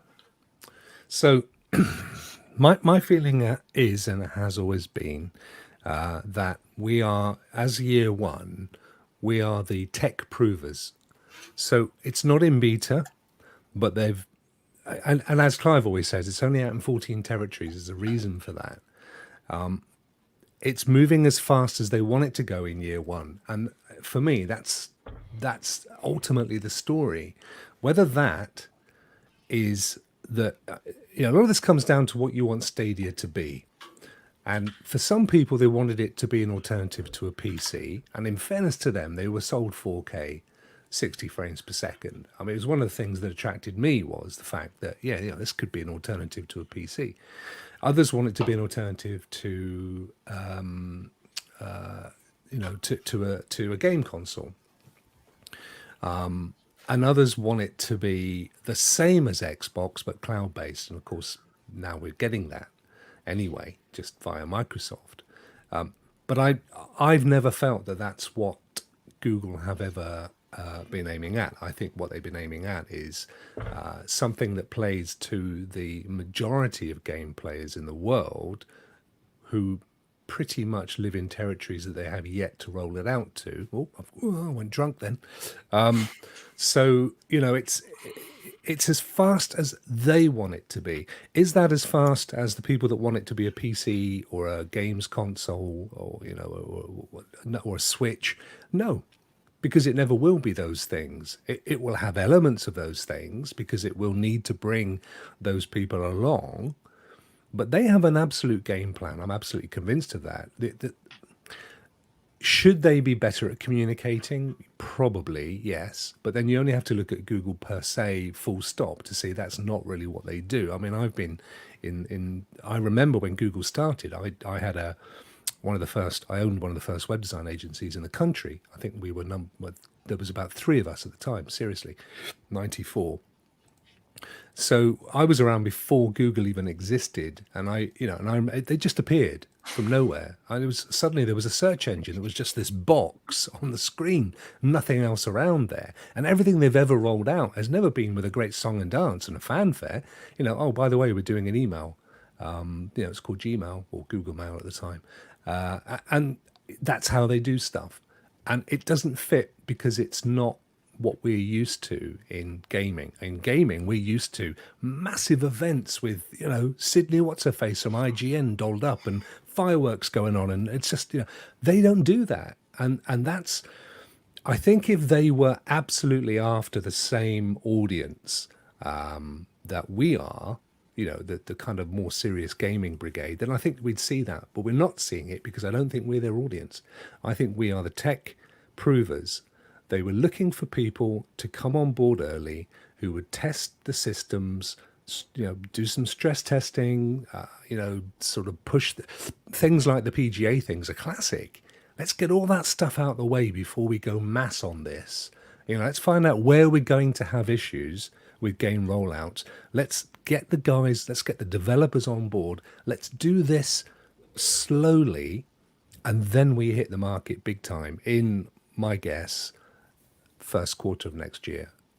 I don't even think it's going to be. They're not going to compete with consoles. There's no way they're going to go big, and try and compete with the next gen consoles. It's not going to happen. So it's as fast as they want it to be, not as fast as the alternative audiences would like it to go. And I'm very happy with progress. Christ, a year ago, most of us didn't even know that cloud gaming was a thing. And, there were us that we were looking forward to it because we'd invested as founders, but everyone we were playing on our PlayStations and our Xboxes and our PCs with didn't know it was a thing. And here we are less than a year down the road and people have heard of it. And Microsoft are clearly moving in the direction of a cloud-based gaming platform, as I believe will Sony with PlayStation once it launches. I think we'll see a massive reboot, a redux of the PS Now platform. And obviously we're seeing Amazon very slowly in the background coming to the cooker as well. So yeah, it's going as fast as they want it to go, and they are controlling that speed, and that is painful to watch if you're not in that mindset, it's not what you want. So Lee, I know we've had conversations on the podcast before about taking what Google should do or Google will do comparing that to the community expectations and what the people, what Twitter says, and you and I have both been pulled into more than a few Twitter conversations on yes. this very topic, and Oh yes. and so I know that I know you've got thoughts on kind of the expectation level of the community maybe not syncing properly with what is clearly a slower rollout on the Google side. Yeah, I mean, Rock touched on it there. If you're coming from, you're an invested Xbox gamer or an invested PlayStation gamer, and then you're coming into Stadia, your expectation levels of what Google and Stadia is going to do is going to be up here, isn't it? But as Rock says, they're not doing it like that. It is much, much slower. If you can temper the expectations, then you're going to have a great time with Stadia as long as it works for you. Yeah. But yeah, I mean, personally, is it where I thought it was going to be? Yeah, pretty much. I think the only thing I maybe thought we would see would be more bigger games. And I mean, we're seeing some big games coming, but the likes of your Call of Duty, I never expected Call of Duty this year. So, but I thought we'd see maybe more of these guys, Activision, saying, "Yeah, but Call of Duty is going to come to Stadia. We're going to do it. It's just going to take a bit of time." I thought we would have seen more from EA. I know we're getting FIFA and Madden and a couple of other games that are not announced, but I thought it maybe would have been, as opposed to, well, we don't know when the Stadia versions are coming. We're not ready to talk about it quite yet. I thought it'd be more, yeah, that's going to come out day and date with the rest of the platform sort of thing. But other than that, yeah, it's pretty much what I thought it was going to be. It was never going to be an easy first time, for Stadia coming into the gaming market where it is. You've got Xbox, you've got PlayStation. These guys hate on each other most of the times. They were hated on Stadia as soon as it was announced. It was never going to be easy in that sense. And for someone like me, I'm a big PlayStation, was a big PlayStation gamer, was a big Xbox gamer. But I can temper what I expect from Stadia and where it's going to go. But a lot of gamers won't do that. They won't, as I said, they're going to come in, they're going to want everything instantly. The modern day gamer is not a patient person. They want it now. Yeah. They want it their way, because if it's not their way, it's wrong. And they want everything like that. And how much of that, Clive, you've been a person involved in gaming or in nerd culture or whatever you want to call it for quite some time. How much of this is just the telescoping of time? Like, Xbox took time to grow. PlayStation took time to grow. The Wii caught immediately, but not everything that Nintendo 64 took a long time to get a lot past Mario and Super Mario 64 and Super Mario Kart. How much of this is just kind of not really understanding how time works, almost in a sense? Get comfortable, boys. It's going to be a while.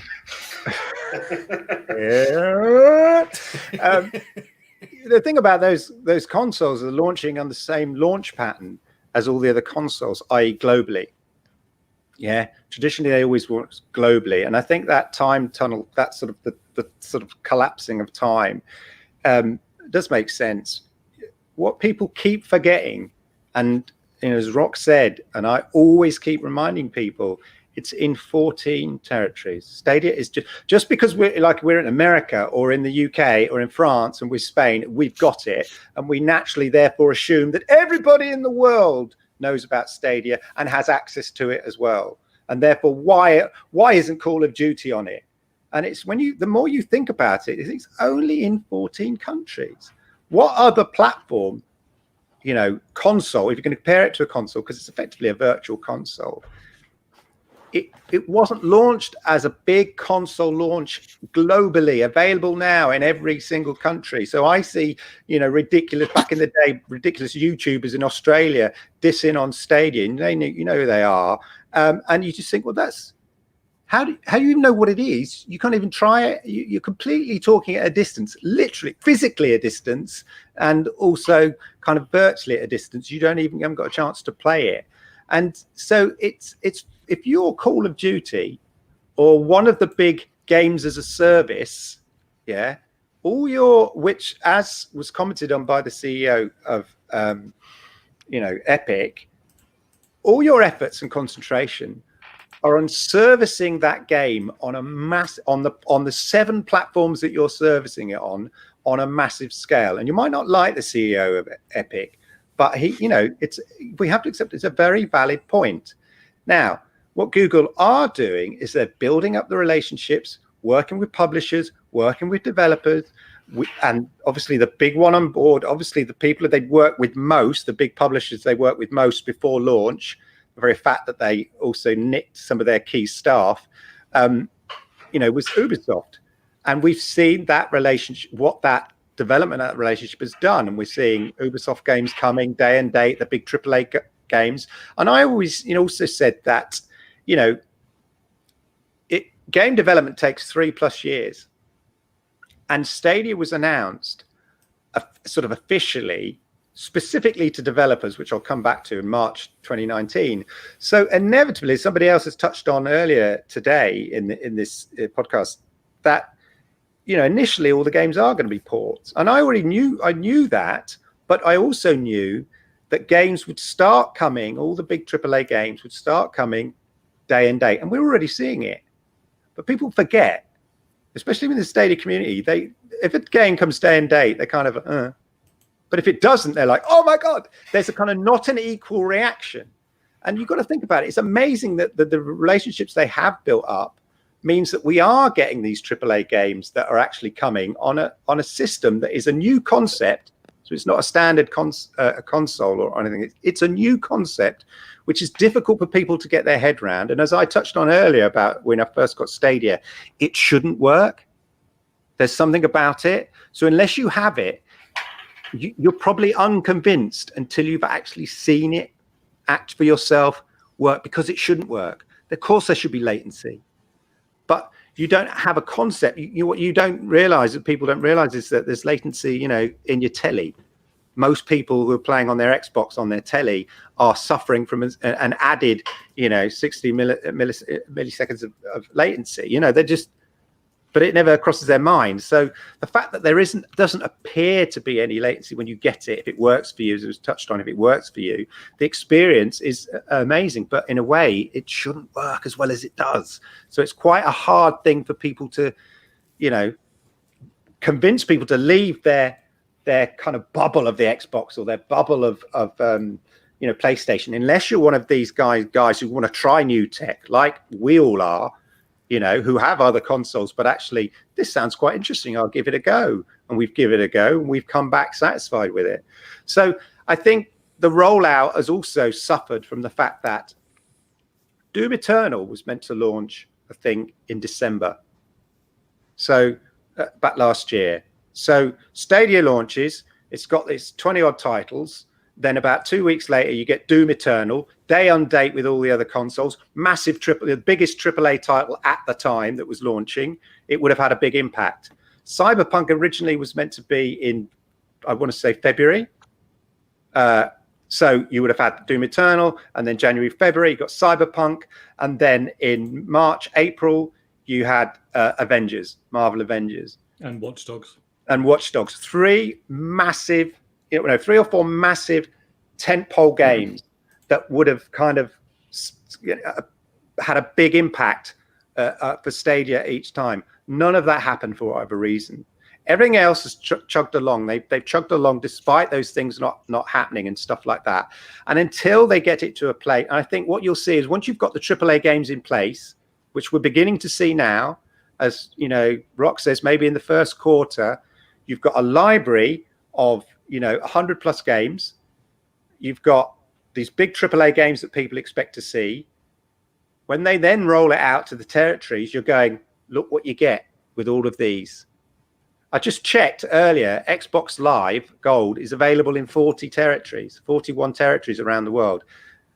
So that's what you're comparing it against. As PlayStation, probably even more than that. Plus a 5-year history of that particular generation of console. So you can't compare the two on that level. And as Rock has said, they're moving at their pace. It may not be the pace that the impatient gamer wants, but it is the right pace. The amount of tweets I see, which somehow every little kind of a perceived misstep is an indication of failure, is is mind-boggling. Not only mind-boggling, the fact that people say these things, but mind-boggling in the fact of the illogical jump they've made between two things. And I'm going to say out now, I'll probably get me into trouble, but I saw a tweet saying, is the fact that Stadia are giving out so many games for Pro an indication that they're not hitting their targets? And I thought to myself, what a leap. What a pessimistic leap that is, to assume that somehow Google are having a fire sale because it's not working after 8 months. The kind of illogical leap that it takes to make that assumption when you've got Xbox Gold Live rolling out 5 games every month. Nobody kind of says anything about that. It's that kind of ridiculous kind of expectation is so high and builds up. And then each time Google doesn't meet it, there's this kind of all this thing. And the same with Call of Duty was like, did anybody really expect it to be announced for Stadia? Like, seriously, if it had been, that would have been a wow. So if you'd started from the sensible point that rational thinking suggests that in no way will Call of Duty be announced on Stadia this year, then when it's not announced, you go, of course it wouldn't. Why would it be? It's only in 14 territories. It's a game as a service. It's only going to be, they're going to concentrate all their efforts on the platforms that are available in 40 odd territories in the world. Once Stadia gets to that point, once they start rolling it out to their territories with a big library of games, with AAA games on board, maybe Uplay Plus as well, big bonus, you roll that out to the rest of the world, you've got a genuine service that starts getting real momentum. This first year is a slow build to get everything ready, testing, build up the library, and then release the floodgates, open it to the different territories. Probably not all the territories at once. There'll probably be some steps to that. But that is the way Google will do it, and that is where we'll see success.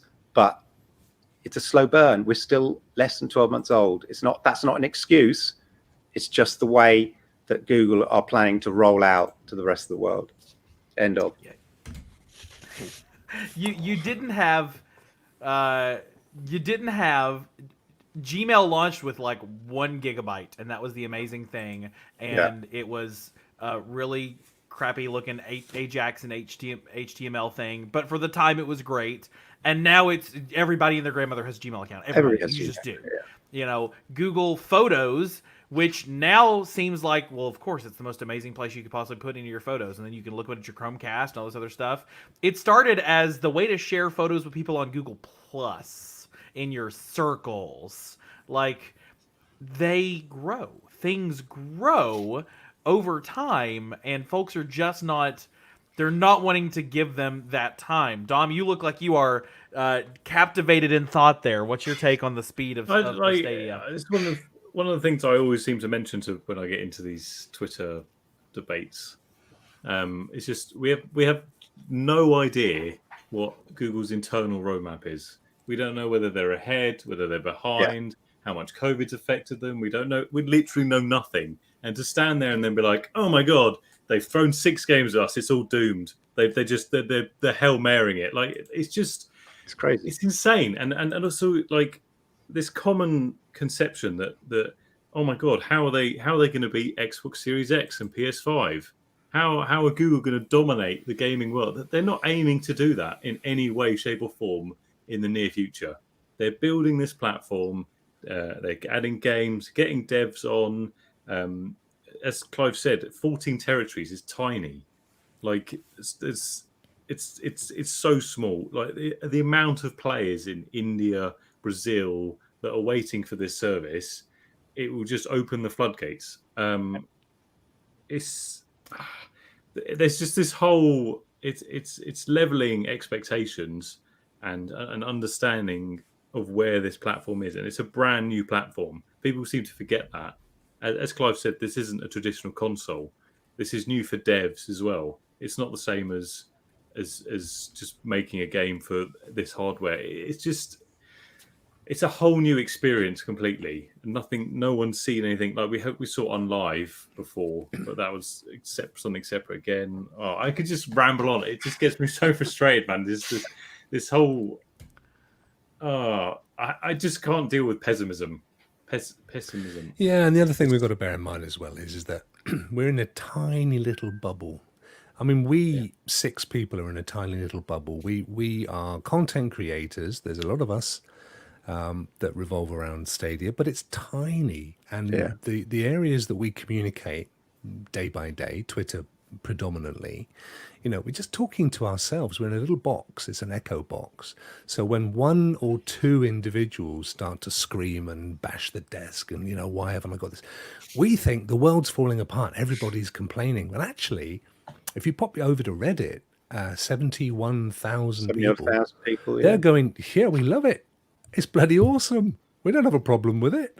So, it's all got to be measured and kept in its true proportions, which is that I think, as Clive said, it's a technological marvel, and it always has been. I mean, if you look at the history, it goes back even pre-Google, really, in some of the tech that's involved in it.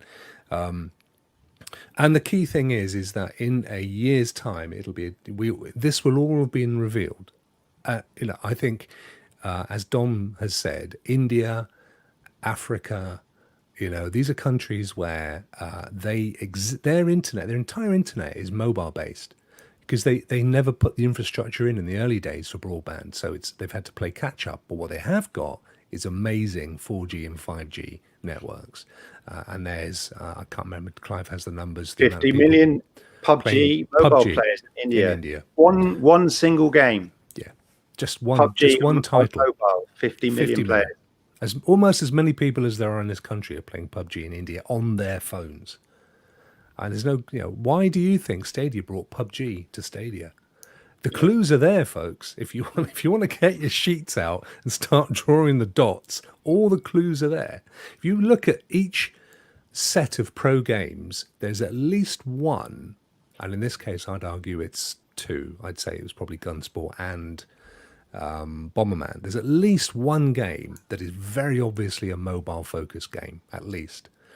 And that, for me, is predominantly where Google are trying to take things, to tap into the BRIC market, the Brazilians, the Russians, the Indians, the Chinese, where it's a huge mobile community.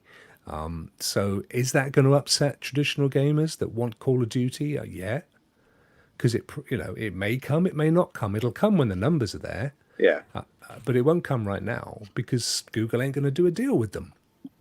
I can only imagine the numbers they want for Call of Duty. But they will come. It's the same as any old thing. Switch, when Switch kicked off, what's this crap? Oh, I've gone drunk again. What's this? Now look at it. Every time there's a new game out, there's a little baby Switch version of it. And it'll be the same with Stadia in a year to 2 years' time.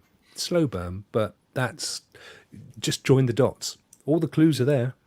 It's what you said about the Reddit, like Stadia's Reddit subscription count is just slowly, consistently done an upward curve. I looked at a chart on that recently, and there is a real, you can do a search on the subscription rate and the level, and it's steadily gone up. It was a massive constant upwards. It was a massive spike in end of April at the Connect. No, when they launched Stadia Free trial, a massive leap, and then it carries on upwards.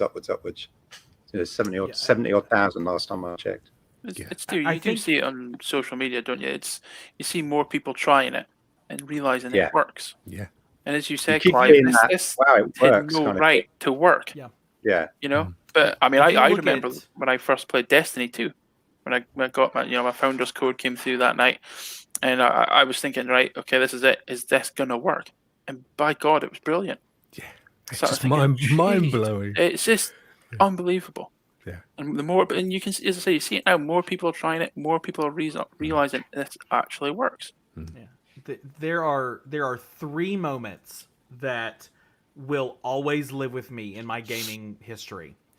the first time I turned on Super Mario 64, and I played NES, I played Super Nintendo, I'd never played a 3D system, and to see Mario come up on screen and then to walk into that castle and it's 3D and it was amazing. And I was standing, probably 9 years old, standing in my living room at the tube TV, just transfixed. When Final Fantasy VII, when you get out of Midgard and there's the world just opens up in front of you and that music do do do do do do do, and just everything just opens, that moment has stayed with me forever. And when I clicked play on Destiny 2 as the first game that I got on Stadia, and just the mind-blowingness of there's no game here. I'm not playing a game. I'm not playing the game. The game is playing, and I'm participating. I'm barely involved in this at this point because it's somewhere else, and I'm just watching it and controlling it. It'll stick with me forever. I think, folks, I've said it many times that time doesn't work properly anymore, particularly since the pandemic. But time just really doesn't work properly anymore. And it doesn't really occur to them that Stadia's not been out 10 months. Like, it's not been in the universe. You've not had it for that long. So it's amazing that folks think this should be moving faster when what we're getting is incredible. And it's almost a testament to how well it works that people could get this jaded and cynical about it that fast. That, well, of course it should be the same as everybody else. Do you step back and realize that you're watching a YouTube video with a controller in your hand and it's working? Like, that's amazing.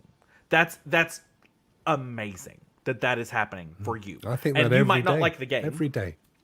You might not like this game or that game. You might not like this bit or that bit. You might be wanting the crowd play and the crowd choice and the YouTube streaming, all that stuff to come. But just the raw, if they did nothing else, they nailed this. And they nailed it amazingly. Ash, get in there. What are your thoughts on this? I know you've been patiently waiting to share he's like, screw it, I hate all this, I'm sure. But God damn it. No, just to be a little bit off from what the rest of you have said, me personally, I did think Stadia would be slightly more advanced than it is at the moment. Like even down to the fact that on the Chrome browser, we still don't have the ability to send each other messages yet. It is still just the basic party chat and stuff like that. But as well, like Rock said earlier, we are still within our first year. So at the same time, you can't expect to get leaps and bounds ahead of where either it's capable of or where we should be when we're still starting out. We still need to test the waters, make sure everything's capable before it is opened up to the entire world, which, like was mentioned earlier, right now we are still somewhat in like a little corner until it gets opened up to be able to release everyone in. There's definitely been some delays in some of the stuff. Like you mentioned some of the features, like, the party chats and the rolling out, and whether that's COVID connected or anything like that. Yeah, Ray's just said there, but so clearly that's had some kind of impact. So yeah, I think they when in January they said these are the things we're rolling out in the first quarter, and they kind of they nearly hit all of them in that first quarter. I think there was one, maybe two things that they didn't quite hit in that first quarter.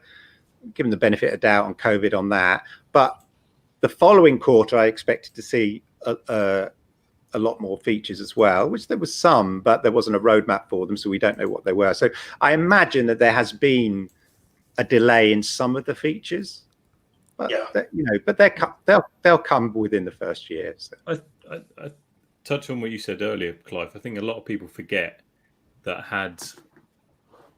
people always go, oh my God, you can only play indie games on Stadia. Yeah. But if games had gone along with their initial release date, we would already have Cyberpunk, Watch Dogs, Avengers. It's 4 big games that were delayed, and not just one. Exactly. Oh, that's unfortunate. It was like 4 giant games, which like for every other platform, it didn't really matter so much because they've got all these other big games. But for a brand new platform who was effectively relying on the marketing noise around those AAA games to say, look at us, we've got these big AAA games on our platform as well. For them not to be there is, clearly that's had, an impact. And touching on the indie games, I mean, you got to think what Rock said as well about mobile gaming. Some of these games that Stadia are bringing onto the platform are going to be focused for people playing on their mobile phone because it's a huge part of Stadia. Yeah. And some of the games that we have seen, West of Loathing, it's a perfect mobile phone game. Monster Boy, again, Celeste. perfect to play on your mobile. Celeste, perfect for your mobile phone. And as we say, Gunsport is another one that looks it's going to be perfect for your mobile phone. And a family-orientated Switch feel to them as well. Yes. I would be amazed if we don't have Stardew Valley by this time next year on Stadia, just because it is that kind of game where I can play on my phone, my TV, my whatever. But then you're scrolling through your Stadia store, which by God needs a search, and you have Celeste, Stardew Valley, Watch Dogs Legion, Cyberpunk 2077, Madden 21. Like that's what Stadia brings to the table. In a way that really maybe only the Switch kind of sort of gets that. Yeah. Like the Switch kind of feels that niche of I want this game, I want this game, I want this game, I want this game, and I want it anywhere. And that's why the Switch is amazing and is going to probably outsell the 5th gen consoles or the next gen consoles are coming out because it feels people are not there. I don't think the days of me standing in front of the tube TV with the Nintendo 64, those days are kind of gone. Like, yeah, you do a lot of your gaming in front of the TV, but you probably also on a laptop or an iPad at the same time. You're probably on your phone. You're probably the number of screens that are on in anybody's given house at any point in time is not just one most of the time. And so Stadia's whole thing is to say, well, you've already got your phone in your hand anyways. Why don't you do your ESO crafting writs? You're right there. Well, you're already sitting in front of your TV. Oh, that episode is done on Netflix. Hey, hit the S button on your controller. Let's play a couple games. Oh, you just wrapped up at work and you're working from home this week. You got Chrome open, buddy. I'm just saying, that's where things are headed. Sometimes I think it reminds me a little bit. Your dad has said, come on, kids, we're going to go for a nice surprise drive this afternoon. Oh, great. And I'm sat in the back and I'm like, oh, this is nice. And then my little sister's in the front going, are we there yet? Are we there yet? Are we there yet? It's like, no, I told you it was a surprise drive. Settle back, enjoy it. I'm like, I'm loving it. Wherever we're going, it's great fun. Are we there yet? Can you see the scene yet? Yeah. You got the passage. I said this yesterday with Chase, so I'll broken record myself. We know the story on Sony and the PlayStation. We know the story and how that was written. Nintendo wrote the first story, and Sega came and wrote the next story. We go back to Atari and so on and so forth. And then Sony came along and wrote that story, and then Xbox came along and wrote that story. Stadia is writing a completely different story. Like when in 10 years, if you follow the trajectory of the Xbox, and then the Xbox 360, and then the Xbox One, and then the One X, and then the One S, and then the One Beta, Alpha, Gamma, Delta, it's the same story. It's all the same story. There's just new features, and the graphics went from 720 to 480 to 1080.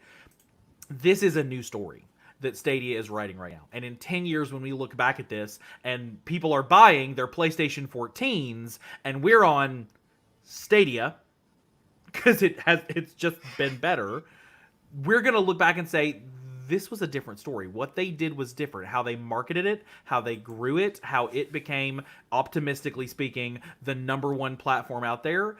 It's a different story. And if what we're trying to do now in the community is apply the same chapter outline, they should have launched like this, and then they had this event, and then they should have done this big title, and it should have done this, and they should have done this. We're not in the same book. Stadia is not even in the same book. Similar, it's in the same shelf in the library, but it's a different story. That's at least my thoughts on it. Yeah. Guys, we have passed the 2-hour mark. This is an XL Stadia Source Roundtable podcast. We've got one more piece of business to take care of tonight. If you have been checking out, and thank you so much for the amazing discussion, guys. These are the kind of discussions that we need to have more of in this community, and get these ideas. The positive pragmatism, as I said on Twitter yesterday. We got one more piece of business to take care of, and that is we are doing a giveaway. If y'all have taken a look at the Orsley Essentials Pack review on StadiaSource.com, your number one source for Stadia news and reviews, even when it's not a game review and it's an accessory review instead, you'll know that if you read all the way to the bottom of that review, there was a link. And if you click that link, you can fill out a form to win your own Orsley Essentials Pack. And the application for that ended last night, which means tonight we've got to draw a winner. I have taken the full and sum list of all the folks that applied online to win this Essentials Pack. I have placed them into this handy dandy random name picker. There were 67 entries in this contest, one of the biggest contests we've ever ran. So I'm going to let Random Picker do the math. I hope whoever wins this is in the chat right now. Are we ready? You guys ready for me to click the button? I'm going to click it. I'm going to click it. Here we go. Do it. And the winner is... Button. I want Gavin to win. I don't know. It is Alan. It's Jar Second. Jar Second on StadiaSource.com. You have just won yourself an Orsley Essentials Gaming Pass, golf claps, PGA Tour 2K golf claps for everyone. Since we're only in 720p, it applies. Thank you to everybody who applied, who joined that giveaway. I will give you guys a sneak preview right now. On next week's show, we've got the amazing Carly, aka Scarlett, who does phenomenal graphic design work in the community. And just amazing graphics and the Team Stadia logos and all that account. Carly is going to be our guest next week, and she might just be kicking off our next giveaway. So wonderful! I've got a headphone set back there, so we might have some Team Stadia merch to give away on next week's stream, or at least to start the giveaway on next week's stream. So make sure you are here for that. Gentlemen, thank you all so much for being here. Clive, if people want to follow you on the interwebs, where can they find you? Yeah, you can find me YouTube/Clive Illenden and on YouTube/Lord Kensal of Stadia for my game streaming, and at Clive Illenden on Twitter. Wonderful. Rock, if people want to find you, where can they rock and roll with you? Thank you, gentlemen, for inviting us on tonight. So yeah, at Stadia Rocks, we do a show Wednesday nights called Rock Around the Clock. That's myself, Duncan, and Raf.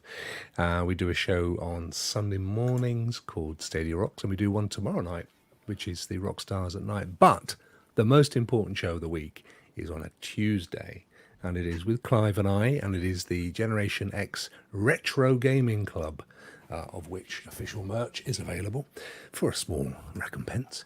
And there's much of this, what we're doing here, but with our slightly senior disposition and viewpoint. So yeah, come along. We love the show. We get a tiny. It's not Stadia related, just gaming in general. Yeah, gaming in general, really. And it's a trip down memory lane. We look at old school gaming. We look at everything from, this week we kind of looked at Candy Crush, which was quite odd. And Clive won. We have a little competition between us. It's just good fun. We have some banter and some chuckles, and we involve the chat.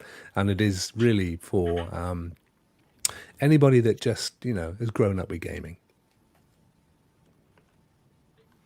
Fantastic. Sorry, and definitely check out these guys. Crack on now. If you have not already, hit the subscribe button on both of these guys and show them some love, because the sheer volume of content that comes out of both of these sets of channels is absolutely tremendous. Absolutely tremendous. If you are here in the chat with us right now, thank you so much for being here. It's always wonderful to have the chat engaging us and being able to share what you've got going on there. If you want to support Stadia, you can become one of our patrons right here. Join this wonderful wall of people who show us a little bit of love every month with their patronage, maybe even some familiar names popping up on the screen right there as well. you can join them or buy us a coffee by hitting that buy us a coffee button or that become a patron button at the bottom of every single page, and also at the bottom of every single page, hosting provided by Rock. And we certainly appreciate everything you do to keep this site up and running, to be pleasure, your my number friends. one Stadia news source in the galaxy. That just leads me to say that if you are listening to the podcast, you can join us live most Thursday evenings right here on YouTube. And if you are watching us on YouTube, you can download our podcast on Spotify, Pocket Casts, and everywhere else you get podcasts. You can follow us on Twitter at Stadiasource, like us on Facebook, ask to speak to the manager, Karen, and you can join our Discord at stadiasource.com/Discord. Ash, thank you so much for being here tonight. It's okay. It was fine. It's fine. It was great. Fine. Dom, have a good one. It's been an absolute pleasure as usual. Lee, I'm saying Lord Moore again. Whoa, Ash whoa. again. It's been great. It's been. But Lee, so glad to have you here tonight. Pleasure as always. And to everybody that joined us live, we absolutely appreciate you. If you haven't already, down below this stream is a thumbs up button. Click that to let us know that you like the show. And right next to it is a subscribe button that will let you know every time we post a new video. For Stadia Source, my name is Avery. Thank you for joining the Stadia Source Roundtable podcast, and have a good one.